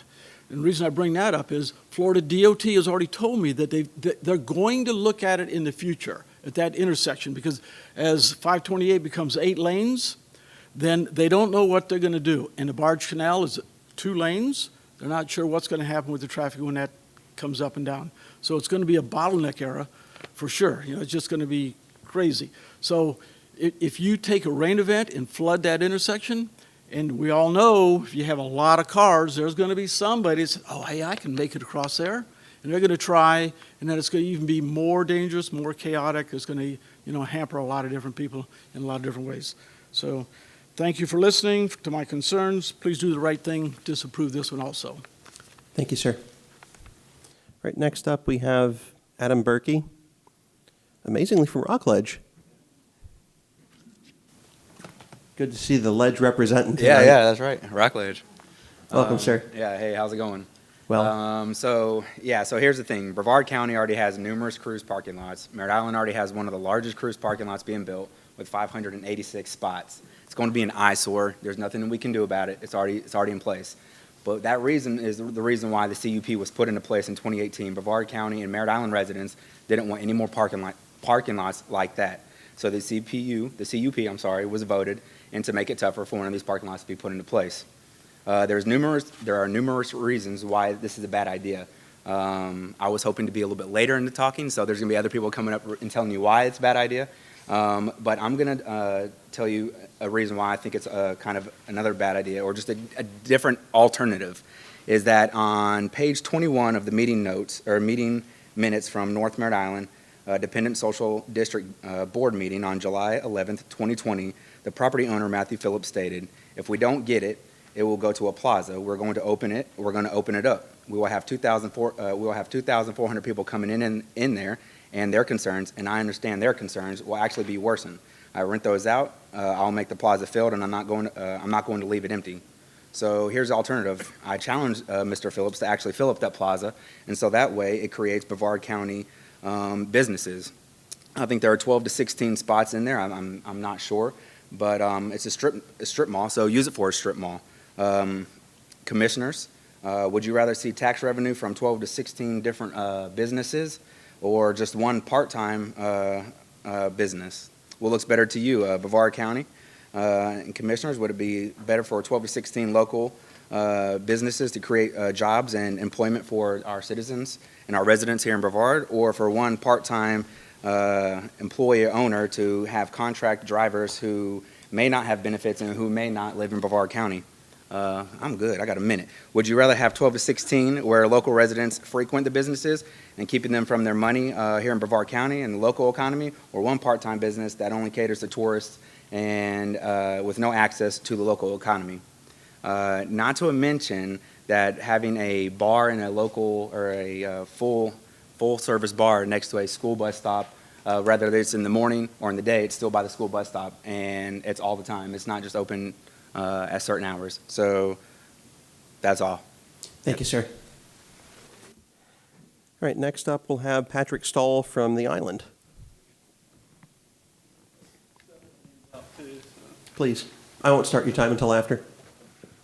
I don't know how many copies do I need. Well, if we can get it on that screen, I mean, that's the most important, so that at least we can turn and see it. Is that a different one? Oh, okay, cool. Yeah, keep one here then. Thank you.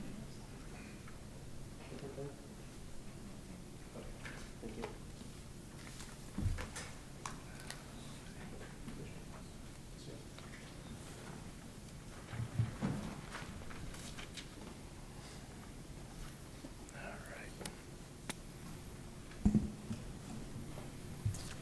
Pretty good.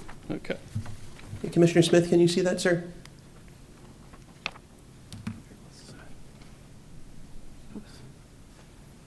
Yes, I can. All right, perfect. Okay. You got the floor, sir. Okay. Good evening, Commissioners. My name is Pat Stahl. I live on Merritt Island. I'm in the Sunset Groves subdivision. I'm here on behalf of myself and Jessica Beal, my wife. Asking the Commissioners please deny the proposed cups and the removal of the binding development plan based on the lack of due diligence performed by the property owner and his team.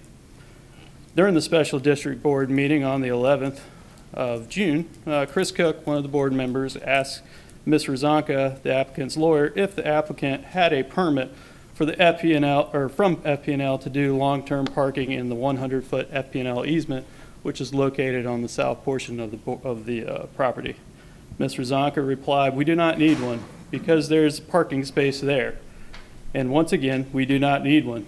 So I went ahead and did the due diligence for them and contacted the FP&L real estate officer that deals with the easements here in Brevard County.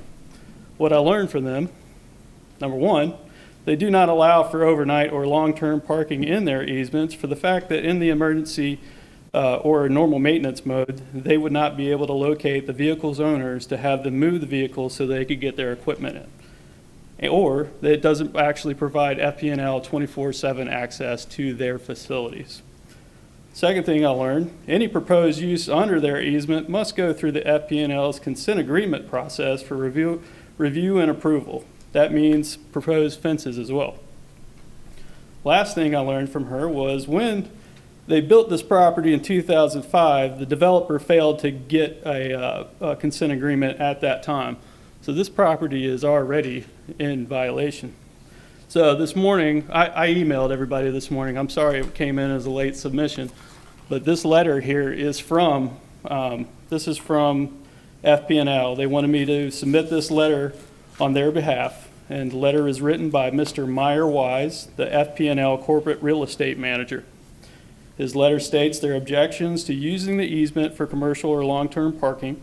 He talks about the consent agreement process, the insurance requirements and indemnity provisions of the consent agreement, and he also states that the applicant has not inquired or made any application for a consent agreement. The last paragraph of this letter states FP&L would like to have its position be on record for this proposed project as it stands today and would object to the proposed use. So what I have before you there is the letter from Mr. Wise. The second thing I'm going to show is the copy of the proposed site plan that shows the 100-foot FP&L easement highlighted in yellow and the 54 spaces that cannot be used in blue. I'm sorry, I'm running out of time. I'll give you a few more in order to wrap up. I appreciate that. Sure. So here we go. There's 54 spaces in this easement that cannot be used. Again, what Mr. Wise and Ms. Schwal from FP&L stated, that there was never a consent agreement. So even the retention area in there that was built, that was built in violation. They were never asked for this. Quickly, to talk about the stormwater issues. I'm sorry to jump in, but if you could just kind of give us a summary in a couple sentences. I'm sorry. Y'all have already seen the stuff I've sent in as far as the stormwater stuff. I got a couple of pictures. They said it wasn't on there. this is coming directly off of their site onto Duval Street into their stormwater system. So that's from them. I'm sorry, but last thing is they haven't done their due diligence. There's a few other issues that they haven't looked at the laws. When you haven't looked at the laws, then, cut corners and that kind of thing, it causes issues down the way. So I ask that you please deny this based on the lack of due diligence. Thank you, sir. Thanks. Ms. Rezanka? Yes. Mr. Stahl, I have a couple questions for you. Please. Let's just make sure we have everyone at the mic, too. I know you've got a court reporter, but we've got to keep our own copy clean as well. Mr. Stahl, did you speak with a lawyer at FP&L? The real estate person that deals with easements. So you did not speak with a lawyer at FP&L? No, this Okay. Penny Schwall, and as you see in that is Mr. Wise. He is their real estate manager. Okay. And did you notice that this form you submitted says it was a 2012 form? That is what they're still using. Okay, yeah, but this was permitted in 2005, you know that, right? Correct, but still, the FP&L consent agreement went back way before that. And how do you know that? This FP&L easement has been here way before this property was ever developed. And why haven't you complained about this before now? I figured this would be a good place to bring this up. Okay, and so you've never complained to FP&L or anyone at the county about this civil matter, have you? No, again, I felt like this would be a pretty good forum to bring this up. And do you believe the county commission can enforce an FP&L rule? No, but I believe that you have to be able to Thank you, sir. abide by the FP&L rule. Thank you. Bet you didn't think you were going to get cross-examined by a lawyer tonight, did you? I don't mind. You can check that one off the bucket list. Give these documents to the ladies over there at the clerk. Yes. I don't know if I have an extra copy. Yeah, I can give my copy if need be for the clerks. I appreciate it. Thank you. Thank you, sir. All right, next up, we will have John Bulkey from MIMS. And then after that, just to bring everyone back up to speed for the pecking order, Bill Matanis from Merritt Island. I see Sarah Hodge in the front. It says Sarah and William Hodge from Merritt Island, Kevin Zari from Merritt Island, James Larson from Merritt Island, Sarah Inman from Cocoa Beach, Gary and looks like Narlene. Spades? Spades. Perfect, Spades. I apologize, sir, from Merritt Island. And then I'll give you all some more after we get through that. Sir. Please. Thank you, Mr. Chair. This would, for County Attorney's Office, can we accept the letter from Florida Power and Light as competent testimony since they weren't here and it says that this was made to the City Commission of Merritt Island? So does that qualify as competent? It's a piece of information that you may consider, whether or not it's a legal opinion for the regulations that apply in this particular situation. That is actually between FP&L and the property owner. It's not a county issue. Yeah, not calling into question the validity of this letter, but as FPL isn't here, can we just have to take it at face value? Just at face value, Thank yes. you. I don't think we have a way to authenticate it by any means. But I agree. I doubt it's by any means forged or put together. Anything further, Commissioner DePaia? Sure. All right, Mr. Bulkey from MIMS. Yeah, you probably wonder why a guy from MIMS is here. I do wonder. Actually, I was hired, I'm an attorney, and I was hired by the Homeowners Association to help them with this. But I feel like the Maytag repairman, because they've done such a good job, I don't really need to be here. Oh. The one thing, there's two things I wanted to address. Number one was the attorney's repeated accusation that they're only objecting this because they don't like change. Nothing could be further from the truth. These people have the sole access to their property through the one street. And although they say it's going to be 35 to 40, I don't think they have any way of really putting a hard number in there because they don't know. And they mitigate things by saying queuing will be prohibited and it won't happen. You can't just say something's not going to happen and that's going to be the mitigation for it. Additionally, the conditional use permit requires them to address what the substantial and adverse impact. I don't think they've addressed that. I don't think they met their prima facie case, and therefore, I look at it as they're not meeting the requirements of the comprehensive plan because they want to cut and they want to change the binding property plan. So, in the end, I'm gonna let them talk. They do a far better job of explaining why they don't want the bus stop in the middle of a bunch of buses and cars going through, because children come and go from early in the morning till, later on in the morning, and then they come back in the afternoon. People are gonna be coming and going. I'll let them talk. Thank you. An attorney that's brief and concise? Can't imagine. You do a good job. Yes, ma'am. I'd like to ask a few questions. Sure. Is it Mr. Balke? Belke, yes. Balke, thank you. Do you consider Matt Phillips' testimony to be substantial and competent based upon his years in the industry? I think so, yes.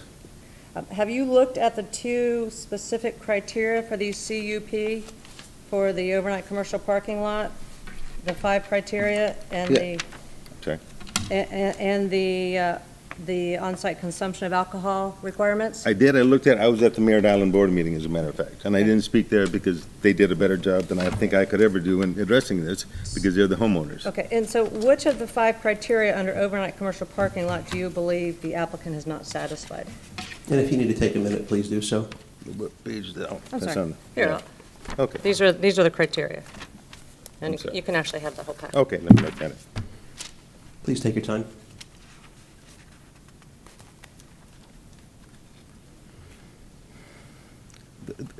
I'll start off with the traffic study. The traffic study was done with an expectation that the building would be completely filled with commercial businesses, and they estimated 2,900 cars a day. It has never been filled. It has had rarely more than a third filled. The 2,900 is not an appropriate number, and for them to say we're going to be way, way less than that with 500 is an expectation that I don't think they can address. Have you read the traffic study? Because it addresses how many will come from this space. Yes, Okay, and do you remember what that number was? 2,990 or something like that? No, just for the Oh, cruise just for the- parking, what it would be. I don't recall what it was. All right, other than the traffic study. You're not going to tell me? Go ahead, tell me. No, sir. Okay. You didn't read it, so Oh, you. well, I don't recall. Play nice, everyone. She asked a question, I thought I could be informed. Okay, so you know a traffic study was submitted, you just don't think it was proper. I think the number was excessive because they were expecting for the entire building to be populated. The Right. building had never been populated. Any of the other criteria that you believe were not met for the CUP for overnight parking? The queuing, I don't think you can project that there will be no queuing.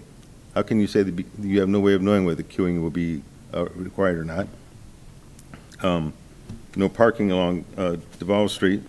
There's no parking sign, so it doesn't mean they won't park there. Where's the requirement of queuing in the overnight commercial parking lot? No, it's in the cup. It was in the condition of cup proposed. Queuing not needed because there will be no queuing. Okay, I'm just talking about conditions 1 through 5, Oh, I'm sorry. and we've now agreed to that.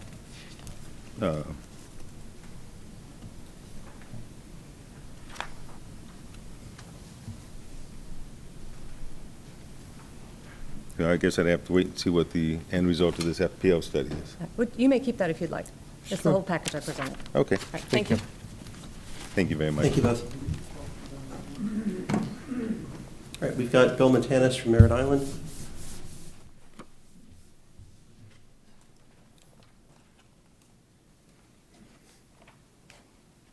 I have some pamphlets. Maybe I'd like to hand them out. Please, go for it. Okay. I only have 4 here, so if you'd like to share.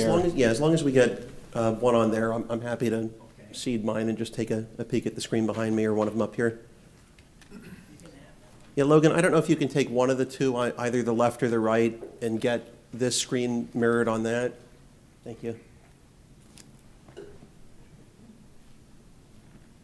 Upside down. I am. I'm not sure if we have that technological capability or not. Worst case, I'll just turn around. Oh, there we go. Awesome. Thank you. That's why we pay you the big bucks. Everybody see that okay?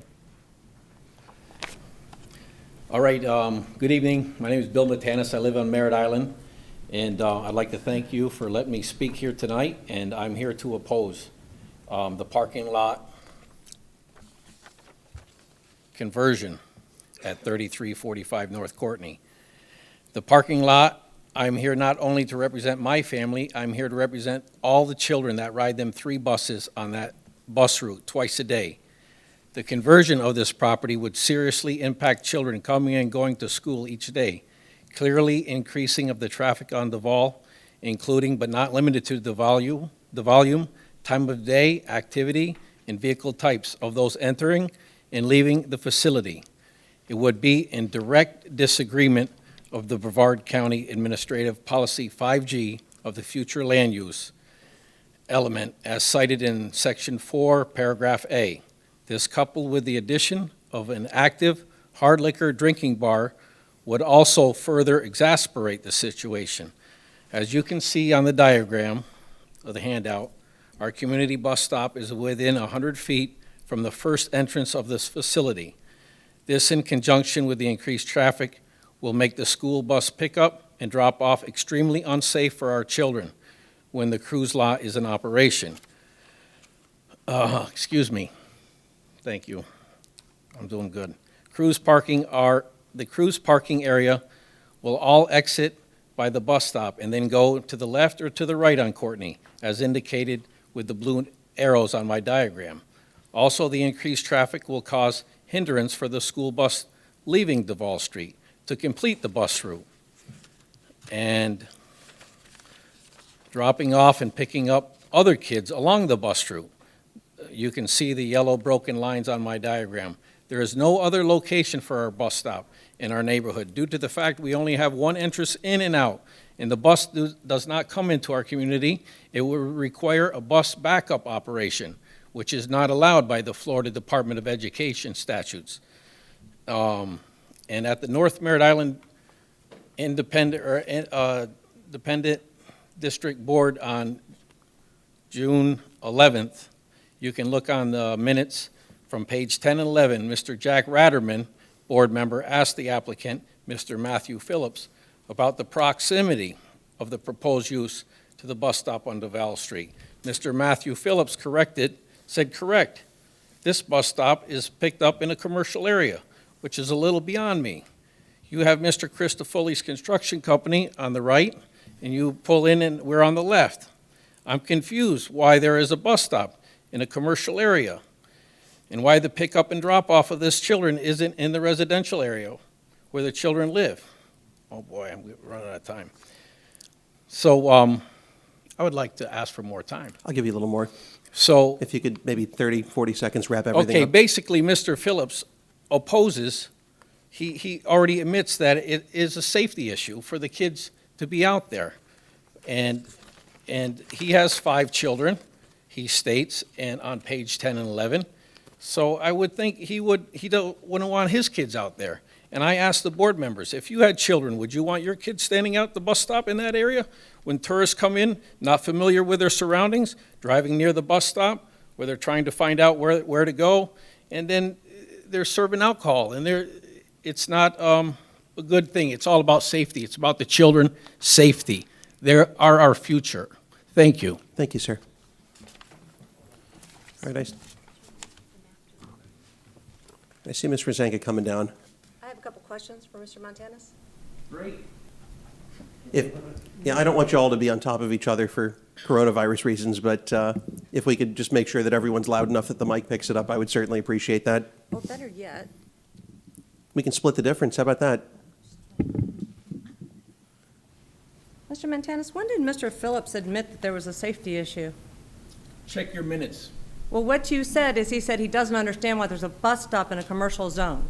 That's all you've cited. Is there something else? Well, I will show you, I would like you to see right here, page 10 and 11 of the minutes. If we could put it on the projector, I'd appreciate Sure. that, just so that Commissioner Smith has the benefit as well. Okay. Because you didn't read it. If you could just read it. Well, I when didn't he have admitted. enough time.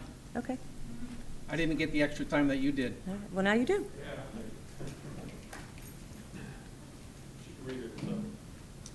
Can you read? You're a lawyer, you can read pretty well. Can you help find it? Guys, if we can just That's get it on fine. the screen, I'd certainly appreciate Is there that. something other than what you stated about him saying he Mr. doesn't? Phillips, correct. I'll read it here, since I got plenty of time now. Correct. The bus stop is picked up in a commercial area, which is a little beyond me. You have Mr. Christofoli's construction company on the right. Then when you pull in, you have us on the left. and you have the bus stop there. I'm confused on why there is a bus stop in a commercial area. And pick up and drop off of these children isn't in the residential area where the children live. They actually walk out where they are and go to a commercial area to be picked up by a bus. I would make a suggestion that they might want to look at that because for safety, I repeat, it's in the minutes. Okay. For safety. Okay, now I understand For what safety. you're saying. Okay, wait, how Hang many on, sir. children use that bus stop? Pardon? How many children use that bus stop? Does it matter? Mhm. There's elementary, middle, and high school. And there's a bus route that picks up children all of North Merritt Island. They come through there. Right, and they're all picked up by 9 o'clock in the morning at that bus stop, isn't that correct? You'd have to check. Okay, so you don't know. You would have to check. It's It's in your the- due diligence, isn't it? It's your due diligence. It's in the record, you don't know, that's what I'm asking No, if you knew. yes, they should be picked up by 9, but we're not really familiar what's gonna happen with the new, if the school's gonna open, what kind of buses are gonna run, and we're not really sure what Mr. Phillips is gonna do, are we? No, he's testified as to what he's gonna do, so No, you. he's testified on what he wants to do. Folks, let's, if we I'm could done, just, I apologize, thank you. Thank You're you. welcome. Where would you like this, Mr. Lober? pardon me one sec. Say again? Let me jump in here in terms of why I'm doing what I'm doing. Okay, so the short answer with respect to this is if this application ends up getting denied, if I give the applicant every opportunity, there's not going to be any issue with respect to her not having been given appropriate time. So I'm going above and beyond to do everything appropriate so that if this is denied, and I don't know whether it will be or not, there's less likelihood of liability on the county's behalf. So please understand, I'm not trying to show favoritism to one side or the other. You shouldn't take me giving her extra time as me supporting her, or conversely as me not supporting her. I just think it's the safest thing to do from a liability perspective on the county's behalf. So certainly, I think if we can keep things brief with respect to the rebuttal, it would be appreciated if things have been asked and answered. Obviously, that's wonderful. Let's not harp on them, but I understand from the resident's perspective that, and I apologize, Ms. Rezanka, that you may be perceived as the bad guy. Understand she's doing the job that she needs to for her clients, so please just try to answer her questions. If you don't think that she's given you enough time to provide a complete answer, I'm not going to let her cut you off and not allow you to finish your thought. I will let you do that, certainly. So everyone's going to have a chance to fully ventilate, but if not for her, then for me, at least to make my life a little easier up here, just let her ask her questions. If you don't know an answer, tell her you don't know, and we'll all get through this a little faster. And hopefully it'll be a little more pleasant as well. Thank you, guys. All right, next up, Sarah Hodge and William Hodge. Is it just you, Sarah? Yeah, he didn't get in time. I'm sorry. My name is Sarah Hodge. Oh, hang on one second, Ms. Hodge. I'm sorry for interjecting here. Mr. Denninghoff just let me know that at this point, all of the remaining speakers are in the room. So if you do want to stay after you're done speaking, you don't feel any need to leave, because we do have adequate capacity at this point. I apologize, Ms. Hodge. No problem. Please. I live in North Merritt Island, and I support totally the North Merritt Island Dependent Special District for denial of this zoning. I had a list of 30 comments made to your county that... If you don't mind, since you're showing it to us, if you could put it on the projector, I'll give you a few extra seconds for that, for sure. I don't have the comments, I just have the, oh, wait a minute, does that go that way? Anyway, 30 people on here that made comments to you were all in opposition to this, and I support every one of their comments. I have concern... If you could get a little closer to the mic, I'd appreciate it. Sure. I've got my other comments on the other side, so Oh, can I read them first? yeah, please. Okay. Yeah, just anytime you show us something so that Commissioner Smith has the same benefit, we need to put it there, because otherwise he's not going to be able to see it. It's just 30 people that you have on your record that you received comments from that were in opposition. But anyway, what was that? Oh, yeah, that's, if you don't mind, yeah, you could actually leave it up there if there's something you'd like, and you could read it from there if you speak up a little. I'm sorry to make you dance around here. Okay. The, Yeah, if you need to pick it up, though, for note purposes, you certainly have shown it and put it in the record. Okay, I am not a speaker, and you know this already, so. You're doing well. Anyway, I'm concerned about Chairman? the property Can- being adequate. Hang on one sec, ma'am. I apologize for interrupting. It was just a list of names, correct? Yes, it That was were just on a there? list of Okay, names because that you someone was received the concerned in the back, and I just wanted to just Yeah. reiterate that her comments are on the back of that list of folks, so that's why she can't leave it on there. Okay. Thank you. Thank you. And also, all the speakers that have spoken in opposition, I support every one of them. Okay. The property in question it may not have enough acres. It needs 3 acres to use the required spots. And when you factor in the buildings, the parking associated with the buildings due to the parking code, the conservation area along the western edge of the property, and the power line easement along the south side of the property. So you need to look at that. Duval Street is the only access for Sunset Groves subdivision. This should be used for, this should not be used for cruise parking access for the children is, the cruise parking should not be allowed to use Duval. The bus stop, it's in near this area, so alcoholic beverages being served within a near proximity to a bus stop is during school times is not a good thing. The traffic congestion, which is already proven, I can tell you when I sit in traffic in rush hour times or in the morning sometimes, I'm there. The bridge problems will only get worse. Several years ago, we had a problem where a man had a heart attack on the bridge, and it took over an hour for them to airlift him out. And if there'd been another emergency in North Merritt Island, there would be no way to help them. Also, we had a tragic accident with a fuel truck, and a young woman was texting on her phone, and ran into the truck. It exploded, took out the entire 528 overpass. It took months to rebuild that, and everyone had to go to Titusville, Cocoa, or if they were coming from the beach, they could come down the Leray.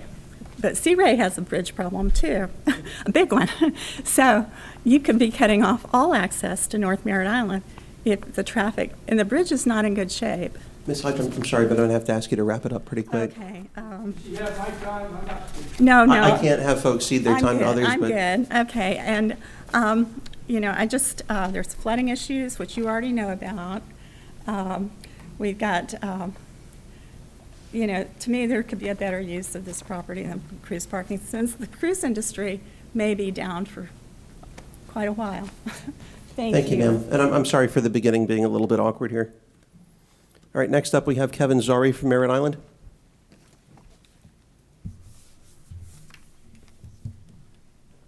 Is it okay if I keep my mask on? Yeah, as long as you can speak up, I'm happy to allow you to do that. Can you Never hear going me? to tell anyone to take one off. Thank you, Commissioner. Sure. Good evening, Commissioners and fellow Merritt Island residents. 16 years ago, at a pulpit very much like this one, I stood united with my neighbors in front of our county commissioners on this very topic. The applicants themselves were different. The commissioners were different. But what hasn't changed is our fundamental opposition to having a conditional use permit for the sale of alcohol for on-premises consumption issued for this location. What hasn't changed is this property's ingress and egress onto Duval Street, an already very congested area, and as mentioned already, the only way in and out of our neighborhood. What hasn't changed is our children getting on and off their school buses in this adjacent area. And what hasn't changed is the impairment that alcohol has on a person's ability to drive and make sound decisions. Although we had a different mix of commissioners and applicants 16 years ago, that was October 7th, 2004, by the way, and then the then applicants, the Grangers, their general contractor, Bob Scales, and even the county commissioners brought up several issues about the pit property in question that are still relevant this evening. The traffic, there is a concern about traffic even then. The applicant then promised that they would put in a deacceleration lane on State Road 3 for northbound and southbound traffic. A deceleration lane was put in on State Road 3 for the northbound. I believe it can handle 10 cars, for cars that were turning onto Duval Street. However, the deceleration lane for the southbound traffic, as if you were headed towards the barge canal, never happened. Also, safety. The then applicant, Mr. Granger, and his planning firm recognized their intoxicated customers could mistakenly turn into our neighborhood, and they proposed to block the furthest west access point on Duval Street so that no one can go out and take a left and by accident wind up in our neighborhood. Again, also safety. Then Commissioner Pritchard, at the time, he was a proponent for the applicant, even stated, the bus stop where it's located, and this is a quote, by the way, the bus stop where it's located has got to be moved because it simply isn't safe. Commissioners, let me tell you, it's still not safe, even if it's in the location where it's at. Most importantly was compatibility. As then Commissioner Scarborough pointed out, the burden on the applicant was to demonstrate, quote, the compatibility with the character of adjacent and nearby properties with regards to use, function, operation, hours, those types of issues. And I'm sorry, I'm getting close here. In the 22 plus years I've lived in this neighborhood, I've seen many businesses fail at this location. If a conditional use permit is granted, and if you're granting the entire 5.94 acres, PIPs, the right to this conditional use. So when this business fails, another one, perhaps a bar that could be opened up for even longer hours, would be able to sell alcohol for on-premises consumption. I ask that the Board of County Commissioners please vote against the applicant as they have failed to meet the burden of demonstrating the compatibility with the adjacent and nearby properties. Thank you. Thank you, sir. Am I going to get cross-examined? You sure? Better go before she changes her mind. Looking for it. There's a sign-up sheet in the back for that. It's a separate list. All right, next up we have James Larson from Merritt Island. Welcome, sir. Good evening, Commissioners. Thank you very much for seeing us. My name is James Larson from 3300 Biscayne Drive in Merritt Island. I am representing myself as a homeowner, but also as the Secretary-Treasurer of the Sunset Groves Homeowners Association. We oppose this BDP and CUP application based on two criteria from Administrative Policy Number 4, criteria A and B. The commercial activity of the full liquor on-premises consumption is not consistent with any other non-membership location in the area. The operation hours between 9:30 and 1 o'clock in the afternoon are very unusual. When the applicant was asked at the SAB hearing about that, he stated that that is a very valid point because there is staging or waiting during that time when cruisers are waiting to get on the cruise.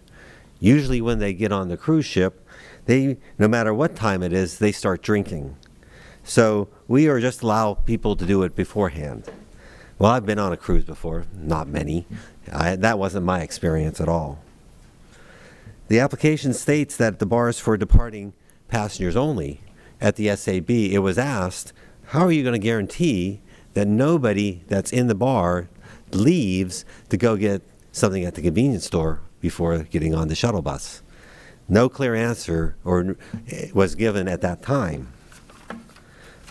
Finally, Ms. Rezanka did comment about the liquor license. And yeah, it probably isn't our business about the liquor license, but we are highly curious about what type of liquor license they're going to get.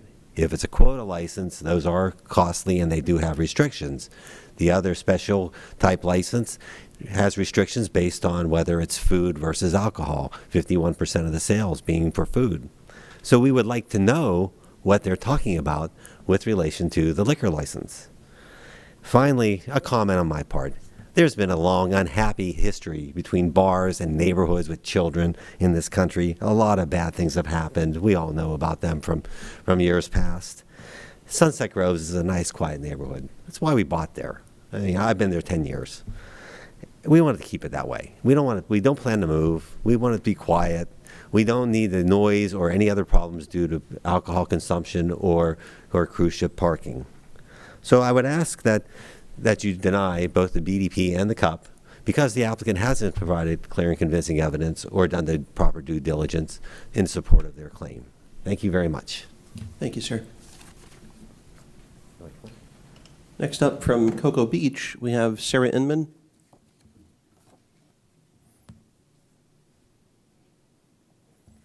And I probably will ask why from Cocoa Beach. Welcome. Do I need to state my name or anything? If you want to, you can. It's not necessary. All right. So yeah, I do live in Cocoa Beach. I am, however, a 6th generation Merritt Island resident. My mom's family was one of the first founding families on North Merritt Island, and the barge canal is actually, part of that canal was land that was taken from my family in exchange for what is now Pioneer Cemetery, so that the canal could be constructed. So I have a very intimate understanding of the change that has happened on Merritt Island and on North Merritt Island in particular, and take insult to being referred to as a hen for not liking change.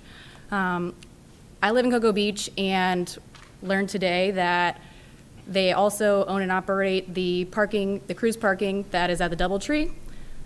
Prior to COVID happening and the cruise ship industry kind of shutting down completely, that was a queue issue that they had mentioned.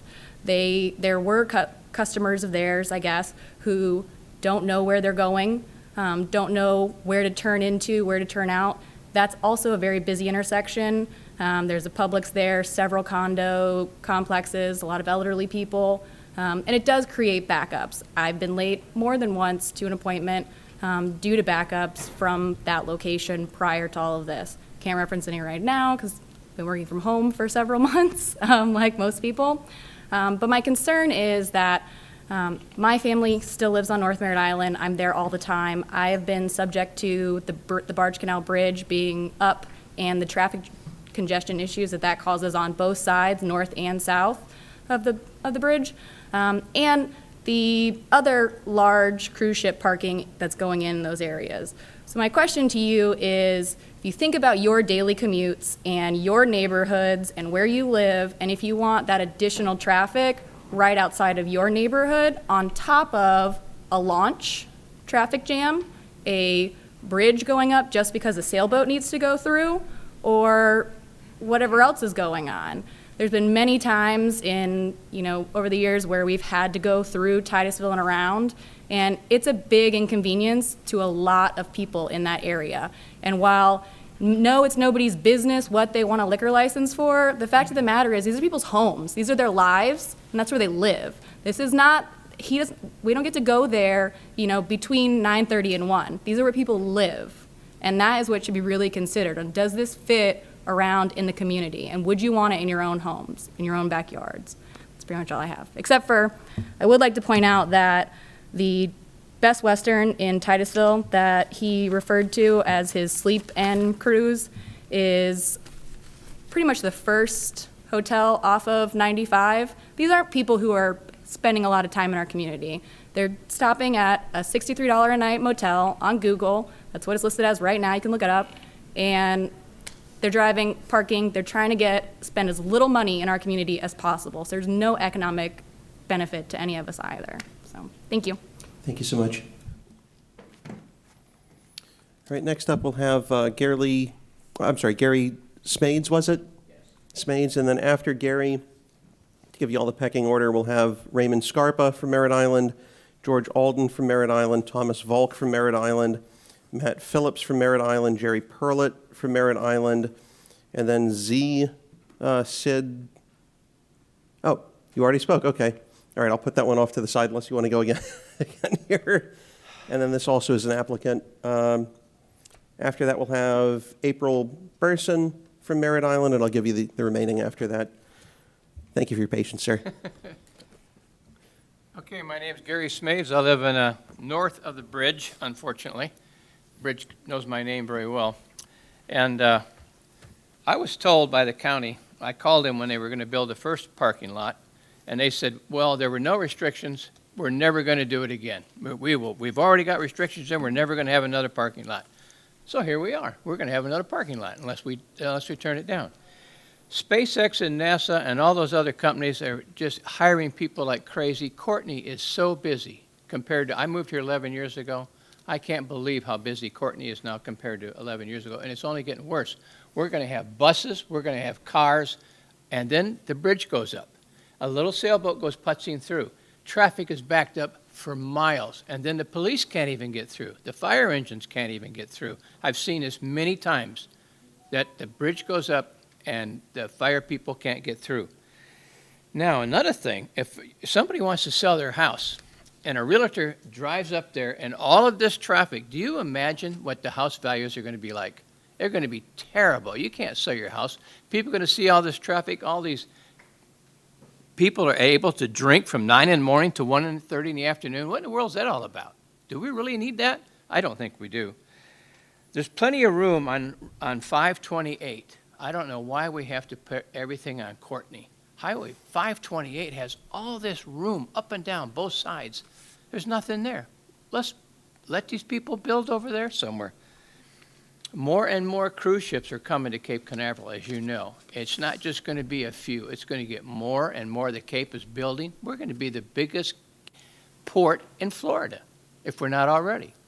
So the only thing I can say is the bridge goes up, super traffic jam, and we have Cape X crossing. People have to go north. They have to make a U-turn. The light goes on. It stops traffic again. The bridge goes up. It stops traffic. It's just a mess trying to get out of there.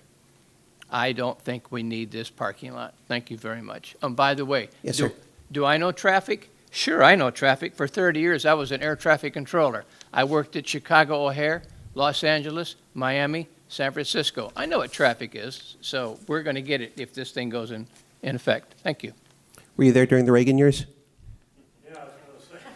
Reagan fired. You want to know this? You want to know the story? In 10 seconds. In 10 seconds? Or I can chat with you afterward. That's probably better. I have a wall at home made out to Reagan. I was fired by President Reagan. In 1981, I was fired. I went to work for the Department of the Army as an air traffic controller, and then in 1994, I got notified I was going back to the FAA. I got rehired, and then I retired in 2003. But still, I never held it against Reagan. He was the best president we had ever had. I won't argue with you on that point. Thank you. Thank you, sir. Sir. Commissioner Tobias? Thank you for the speaker. Oh, sir, if you don't mind, would you mind coming back up to the mic? It looks like Commissioner Tobias has taken a liking to you, and he may have a few questions. It's a dangerous thing. Thank you, sir. Commissioner? Yeah, I'm not going to judge Reagan's stance on amnesty, but that's a different thing in your position in PACTO. Yeah, he's a Democrat longer than he was a Republican. Who told you this is a staff question. Did you call up the county recently, and is that when you were informed there would not be a parking lot there? No, it was when the first one wasn't even built yet. But we got the Merritt Island News comes out. So it wasn't recently. No. My question is, who at the county because that's a board decision. That's not a staff decision. I'm just curious who the staff member was. I can only tell you that there was a telephone number in the Merritt Island News that said, call this number with any complaints. I did. I got a hold of a gentleman, very rude, and he said, well, there were no restrictions then, but there are now, and we'll never have another parking lot. Yeah, my question is, who is that individual? It sounds like you may not know. John Doe. I have no idea who he was. And this was months and months and months ago. Yeah. I didn't My say. point is, it's a I board didn't say I decision. gotta. It just I sounds gotta highly speak to unlikely John, that a so I staff better have member your would Hang on a name. second, sir. Second of all, you mentioned that you were an air traffic controller. What level of expertise do you have that would allow you to talk about the future home values? Do you have a But bachelor's air degree or traffic controller has nothing to do with it. It's Well, just the yeah, fact that's that when my you point. see all Sir, this that's- traffic. sir, Gentlemen, that's if we my- could avoid the crosstalk, hang on one sec. I That's promise my I'll give you point. more of an opportunity. I'm just, Sir? my question was, you made a statement that home values would decrease. My question is what level of expertise, what level of education, what certificate, how do you know that home values will decrease? Well, I've probably owned at least 7 rentals in all over this, California, Michigan, and Florida. And I know one thing, when the traffic gets so bad, My question is what degree, what certificate, I have what level no, of I have education? no certificate. Thank you. I know our court reporter is probably going to jump in if I don't with some of the crosstalk. that That's it? all. Is that it? That's it, That sir? was it. Thank you.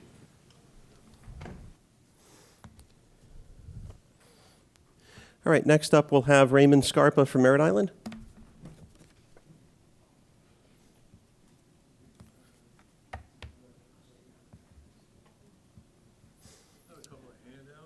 Yeah, please, if you would. I'm not going to start the time until. And if you would, just make sure you have at least one extra to put on that projector, sir. Thank you.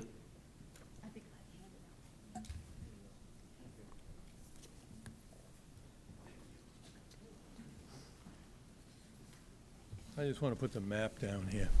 Yes, sir. And if you can at least have the other pages on there for long enough that Commissioner Smith can see them. Because I just don't want to have access to something that he doesn't have access to. Well, the third page is actually the administrative policy itself, which is, it's on the first page here. I can put that down here. Okay, yeah, Commissioner Smith, just for your edification, the third page is Admin Policy 5, as well as 6 and 7 with the criteria listed for 5, A through G. Thank you, Mr. Chair. Yes, sir. Okay, perfect. You've got the floor, sir. My name is Ray Scarpa. I'm from Merritt Island. I live in Sunset Groves. I've been there for 23 years. A lot of these points have been touched on already. And what I want to do is I want to show on this bus stop map here, briefly, then I'll put the other item back up. The 2 driveways that you're seeing on the south side of Duval Street, that's the subject property. The bus stop is right between those 2 driveways. I just want everybody to see that. So.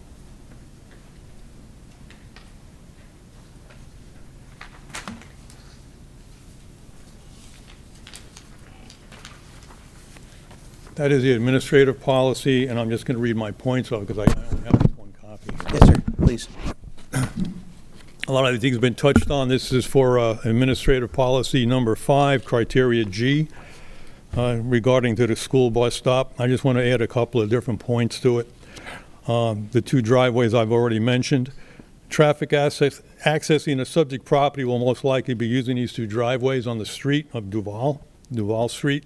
Since the intended use for the subject property is for cruise parking, this will result in a substantial number of vehicles traveling down Duval Street to park their cars. Currently, we have very little traffic on that street. Of course, the reasons mentioned is the plaza's not doing well, not many cars there. The traffic coming to park their cars, trucks, making deliveries of food and beverages, various vehicles to deliver luggage for storage, and the coming and going of shuttle buses to and from the parking lot will present a danger to the school children from our development. These school children do walk to the bus stop that's located between the 2 driveways. Duval Street is the only access to and from our neighborhood. If this street becomes blocked with traffic, it will impede access to and from our homes. We, the residents of Sunset Groves, respectfully request that you deny the conditional use permit because we feel it threatens the safety of our children. Thank you for your time. Thank you, sir.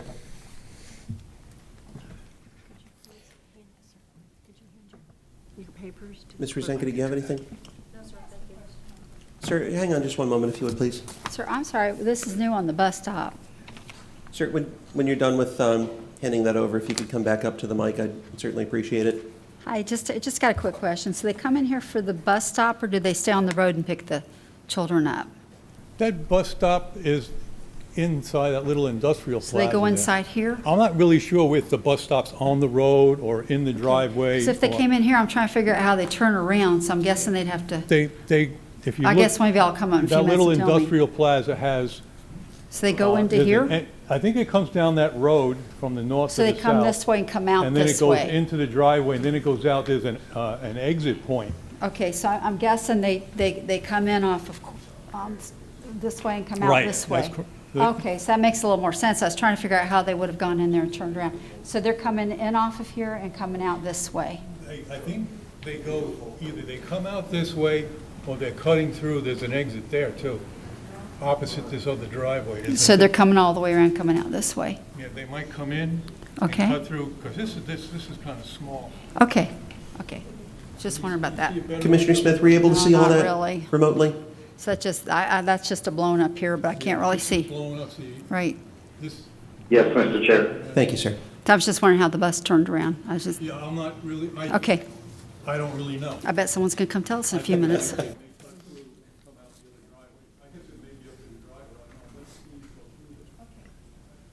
Thank you, sir. All right, next up, Georgia Alden from Merritt Island.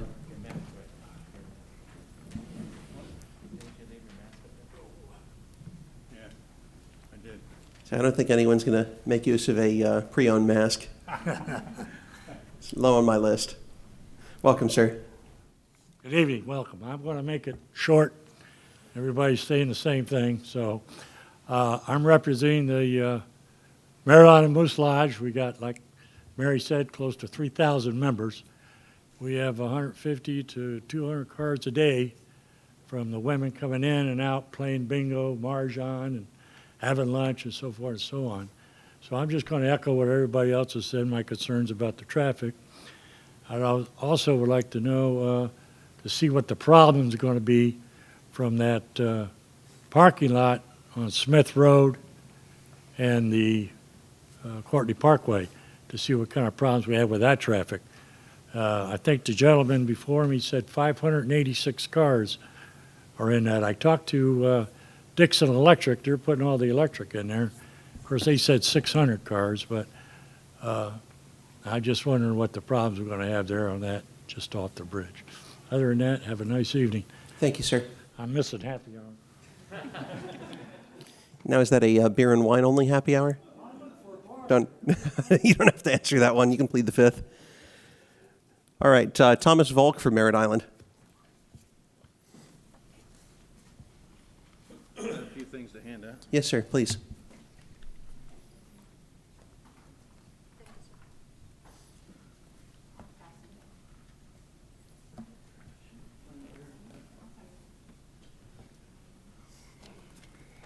Stretch a little.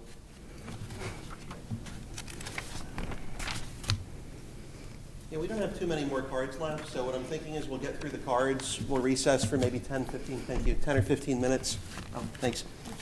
And then after that 10 or 15 minute recess, we'll come back and try to get through the item in its entirety.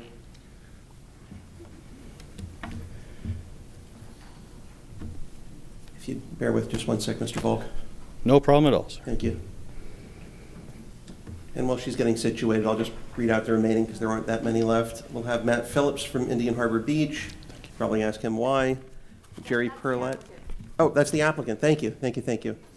Okay, we'll have in that case, after our current speaker, Jerry Perlett from Merritt Island, April Burson from Merritt Island, Jack Ratterman from Merritt Island, of course, and Chris Minerva from Merritt Island.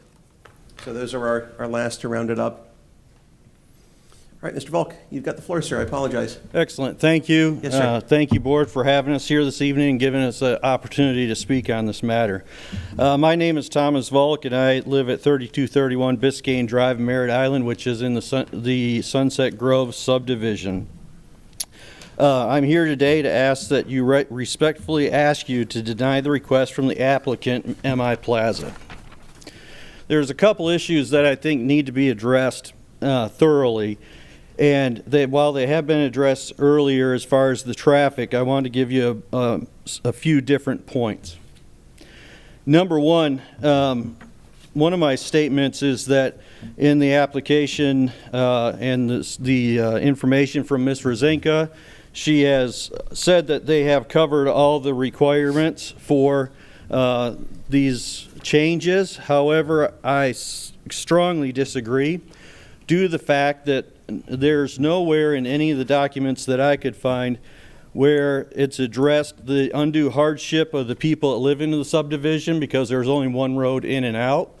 It was never addressed as to she didn't provide anything providing the safety or the quality of life in the existing neighborhood, which are criteria as per the administrative policies.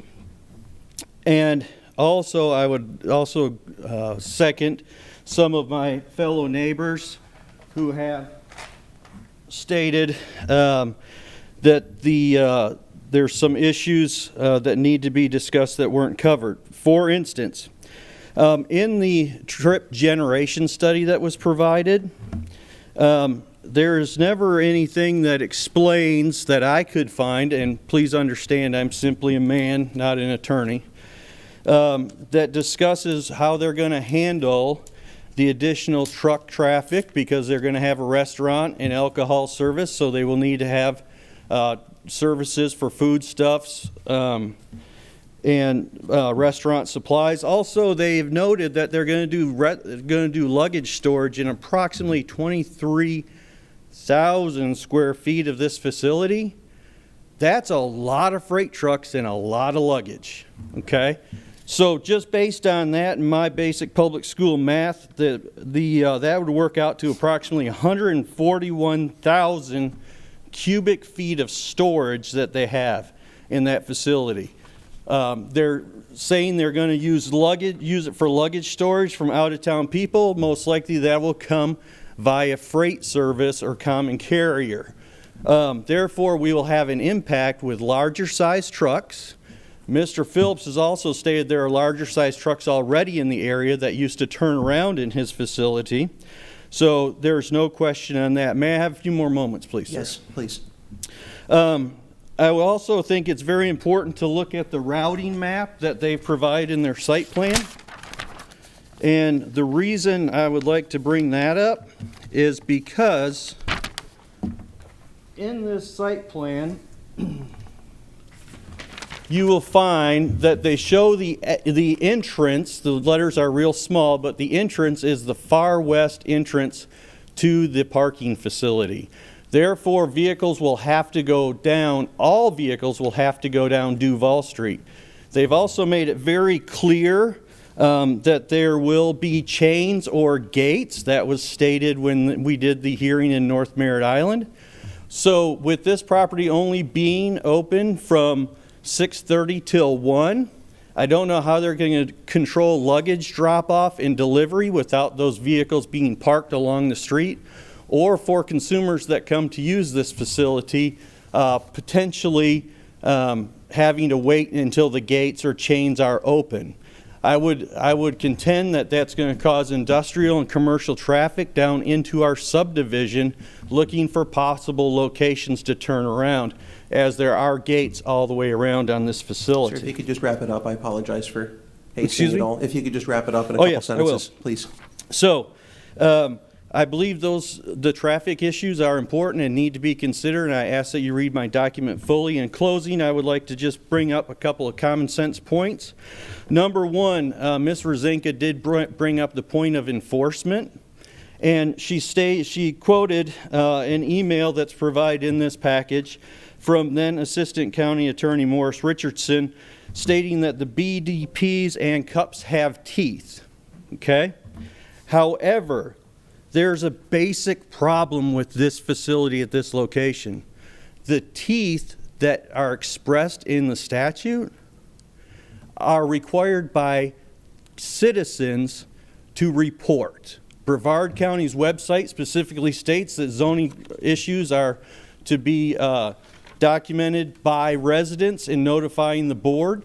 We're not allowed on this property. It's completely private. How then, if the primary enforcement is through the citizens, can we possibly monitor these cups? Sir, and I apologize, but I've got to cut you off at that. Yes. I'm sorry. Very well, thank you. Commissioner Tobias, did you have something? All right, and in the meanwhile, if staff, I don't know who would be most appropriate, but I'll defer to Mr. Abate to figure out and delegate appropriately. If staff can get a full copy of the document that we were just given to Commissioner Smith, at least by the end of the break so that he has a chance to review it, I would certainly appreciate that. I don't know if someone can scan it and send it to him, or at least take some screenshots, or I should say photographs with their phone and text it to him. But I'd like him to have the advantage of having the whole thing available.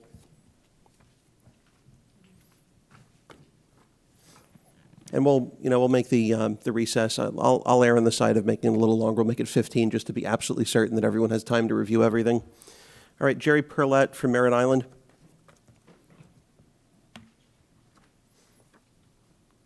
Thank you for your time. Thank you for your patience. I sent you a full testimony through an email, so I hope you had a chance to read that. I'm going to focus on one thing. The CUP application requires a traffic study, and the point has been made that it was submitted, so we can check that box off. But if you read that study, you'll find that it's woefully inadequate. It's based on old data. The way I figured the chart, it's 2017, and a traffic count during the pandemic isolation. The date on the document is March. The numbers are not current. They do not project the future traffic from the 500 or 600 car cruise parking lot on the Canal, the 1,000 houses approved for construction, or the increasing number of space employees who are using Courtney to reach the spaceport. There's no data on the intersection of Smith and Courtney. There's no data on the Courtney and 528 intersection. These intersections will be impacted significantly by buses with trailers, delivery trucks of all kinds, and lots more cars. There's no data on the accidents and the deaths that have occurred at the intersection of Duval and Courtney. The traffic report dismisses further study of deceleration lanes as they're not needed because the project is going to reduce traffic. The owner says the shopping center is basically vacant and generates hardly any traffic at all. The traffic study projects 900 trips per day. There will clearly be a need for a right turn lane onto Duval and an extended left turn lane on Courtney.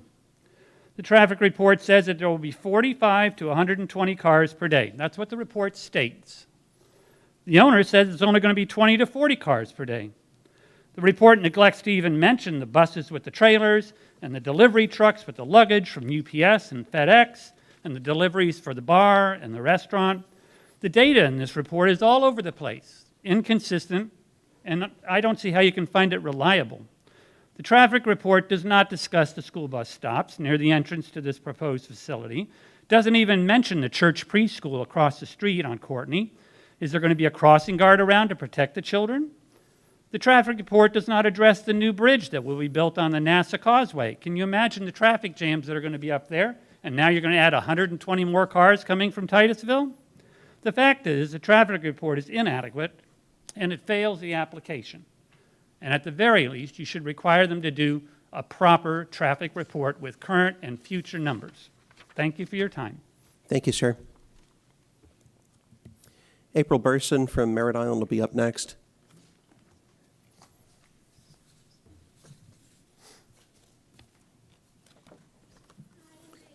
Welcome. Thank you for your patience. Thank you so much. I have some stuff for you guys.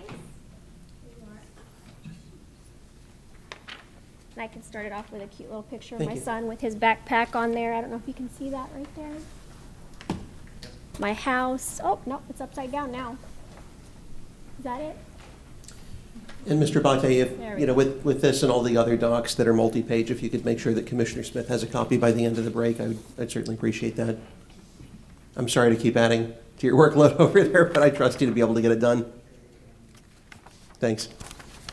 All right, you got the floor, ma'am. Hi, my name is April Burson, and I am a resident of Biscayne Drive, which is in Sunset Groves, but I'm also a licensed real estate agent, and I'm also part of the National Association of Realtors, the Space Coast Association of Realtors. So I have a little bit of knowledge in the way that property values could probably diminish, and the way that my clients, if they were trying to buy in my neighborhood, would potentially refrain from buying in my neighborhood with a park and ride facility being placed there. So sorry, this is nerve-wracking, but I went ahead and I put the administrative policies that are that they would be in violation of. I vote to deny this, obviously. I'm here talking about it. But some of the things that my clients would be looking for if I was showing them a home was the location, the quality of life that they're going to have, and then also the resale value that they're going to have on their property. So when I purchased in Merritt Island, I purchased in Sunset Groves, I bought there because as a consumer, I saw that it was a nice, quiet neighborhood. It was close enough, but far enough away from growth and the space program that I thought that it was going to be really great for me as an investment property. Sorry. Whew. I get nervous talking in front of people, but sorry. When people are selling their home, the first thing they look at is curb appeal. So when you drive up to a property, I'm sure you all either own or rent here in Brevard County, you're looking at a piece of property and you say, wow, this is a really nice area. That's the first thing that you're going to see, and that's going to make a first impression on somebody that's going to be buying property in your neighborhood. The second thing they're going to look at is quality of life. What is it going to give to your family? What are you going to attain from living there? If you live by a place that's going to be selling liquor at 9:30 to 1 by a bus stop, people are going to refrain from living there if they're a family because they're not going to want to have that in their neighborhood. It's a quality of life issue. The other thing is that if you have problems selling a home in that area, it's going to affect the whole neighborhood as far as resale value. So you have a home that you put for sale and people continue to pass it up, it sits on the market for a lot longer, you're going to have to worry about diminishing the listing price on it, so that way you have it in a more comparative market for what's around the area. So the more that you diminish the amount that you're asking for a property, all the other homes are going to have to be selling for lower amounts because that's just the way the market is. And so what happens is it affects the appraisal values. So then that takes away from the community and it takes away from the other neighborhoods in the area. So you see a diminish in value, not only in Sunset Groves, but you see it in other communities like Sunset Lakes, other places like that. So I hope that you vote to deny sorry, I get so nervous talking in front of people. To deny the request for the applicant. Sorry.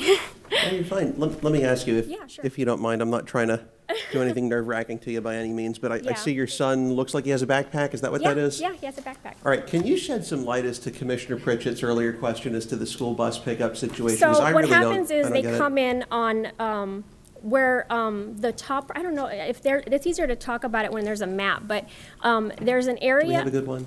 Let me see. Thanks, Ms. Rezanka. Yeah, thank you. And I just put that there because that's where it comes in. Okay, okay. Okay, so yeah, it comes in through here.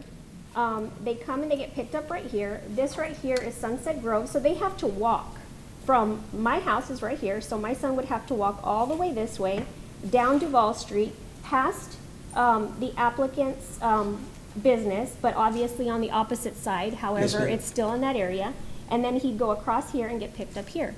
So I don't know if, maybe some parents would be walking their kids, but other parents don't. I mean, there's 3 different times that they get picked up. So there's elementary school, middle school, and high school. And that's 6 times that the bus is going to be there. So it's not just one bus at one time. And then also, it's going to fluctuate with the amount of children that you have in the community, so, kids grow up, kids move away, kids come in, so it's always going to be an exchange of children coming in and using that bus facility. So what's going to happen is you're going to have kids exposed to potential problems of safety when it comes to people, entering into our neighborhood. And they said that they're not going to be entering into our neighborhood, but I mean, there's only one egress and one ingress of this property. So what you're doing is they're going to be coming in here regardless. They get lost, like he was talking about. They might have gates. They might have whatever to keep people in and out. So they're going to have to come down here. There's 2 cul-de-sacs on each side.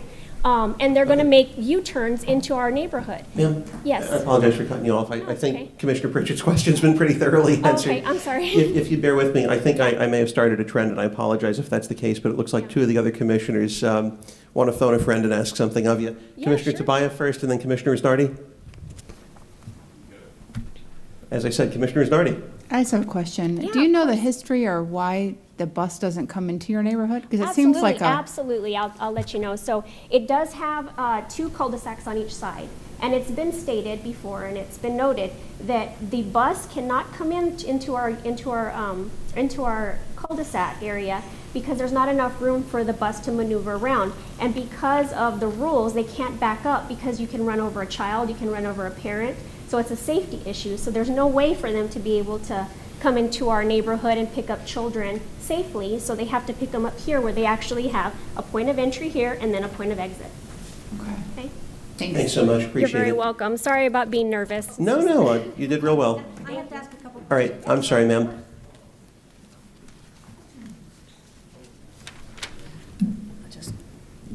They don't want us too close together, so I'm trying to... Absolutely. No cuddling down there. No, thank you. Ms. Burson, have you done any analysis of homes for sale near any restaurant along Courtney, such as KDI, Beef or Brady's, or any other restaurant? I am not an appraiser, so no, I would not do that. That's not part of my job. Okay. Thank you. That's all I had. All right, thank you both. Next up, we have Jack Ratterman, again from Merritt Island. And then Chris Minerva will round us out and finish up at our last item here, or our last public comment card.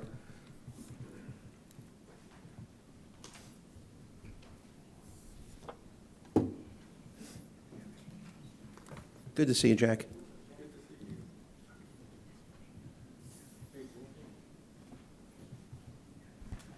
This one or this one? I think, is it that one? I'm not really too sure at this point. Is it the big one now? Tap it and see if that works. Either one works. Oh, they both work? Awesome. Okay. Thank you. My name's Jack Ratterman. I live on North Merritt Island, 568 East Hall Road. I've come here to voice my opposition to the applicant, talking about the Florida Power and Light right-of-way easement. The voltage that goes across that easement is 500,000 volts. The substation that is fed by that easement is part of the Air Force, part of the NASA and part of the Air Force side of the Cape Canaveral, which could be directly related to homeland security issues if they cannot use that access. As for the buses, elementary, middle, and high school students use the bus stop from 7 to 5. This additional traffic would put these children at risk. The state does not like for buses to go to cul-de-sacs because they cannot turn. Those buses do not have the turn radius to go around, and buses don't back up. As far as for the attitude, Florida's always been saddled with a different attitude as far as people coming and not really respecting the area. A good example of this is John Walsh with what happened to him. With the increased traffic next to this bus stop, it would be a disaster. As far as the property values go, on the prepared work for us for the North Merritt Island Special District, there's a part in there that says sufficient, a 15% reduction in value as a result of the proposed conditional use. So the county's the expert witness here. Staff notes.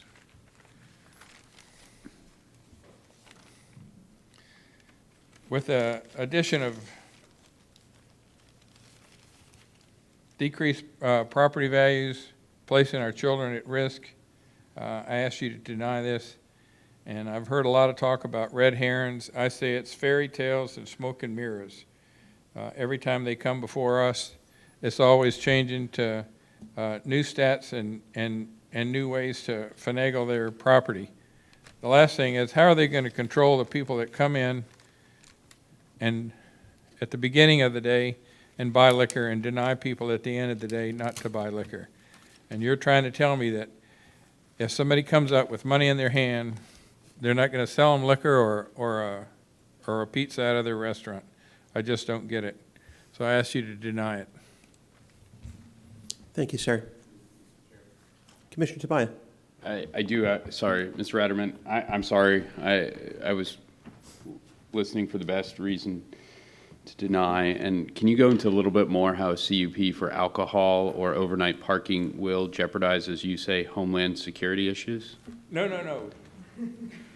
I'm worried here. The right-of-way. That right-of-way issue, it's the right-of-way for the 500,000 volt lines from the mainland across the Indian River, across Merritt Island to that substation. But you said Homeland Security, so help me. Are the Russians attacking? Should we give them? No. Well, my understanding North Korea? is that one of those facilities out there has the process of listening to those devices that are buoys throughout the United States, throughout the world, that listen in the water and the oceans. Would that have, if that station went down and they couldn't listen, that would have something to do with Homeland I'm just in shock that you put a parking lot together with Homeland Security issues. That was the best. Thank you for keeping me awake, sir. Okay. Anything further, Comrade Tobias? Thank you, Mr. Ratterman. All right, last but not least, Chris Minerva from Merritt Island.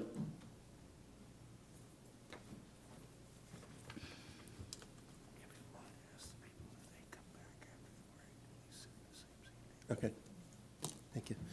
And Mr. Denninghoff actually just gave me a really good suggestion. He's asking, and I'll just relate to you all, that when you come back after we take a break following this last public comment, please stay in the same seat that you were in. It'll make life a lot easier for everyone, please. All right, you've got the floor, sir. Thank you. Good evening, Commissioners. Thank you for your attention. My name is Chris Minerva. I live in Lovelock Drive in North Merritt Island. And everything has been said over and over again. The administrative policy is 4A, 5B, 5G. The concern, the biggest concern I have is, poor Duval and the development behind it will be very industrial looking, that's true. And more for traffic, yes, traffic. My biggest concern is I did move to North Merritt Island and I have more than a couple acres of land, and I want it to be rural. And when I leave, sometimes I can't get over the bridge it's an add, 10, 15, 20 minutes sometimes to get off. I know that they're doing a study of repaving State Road 3, but they need more lanes in State Road 3. He said 1,000 houses, but it's really like 3,000 houses over the past 3 years that have been, approved, and that's going to add like 4,500 cars. Plus, the Space Center is growing, and there's only two ways on and off that island, and they're far apart from each other, and they're both with two-lane bridges.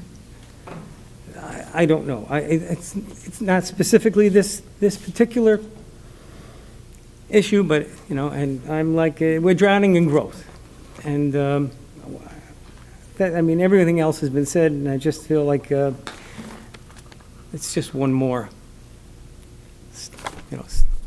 peg in the dike. Thank you very much. Thank you, sir. Commissioner Tobias, I don't know if that was an old light from the prior speaker, if that was new. All right, perfect. All right, we'll go ahead. It looks like it is, I'll give you the exact time. It is exactly 7:39. We'll go ahead and we'll reconvene at, I'll make it easy, 7:45. 6 minutes. Say again? Oh, 7:55. That's why we need a break. Right there, that's the reason.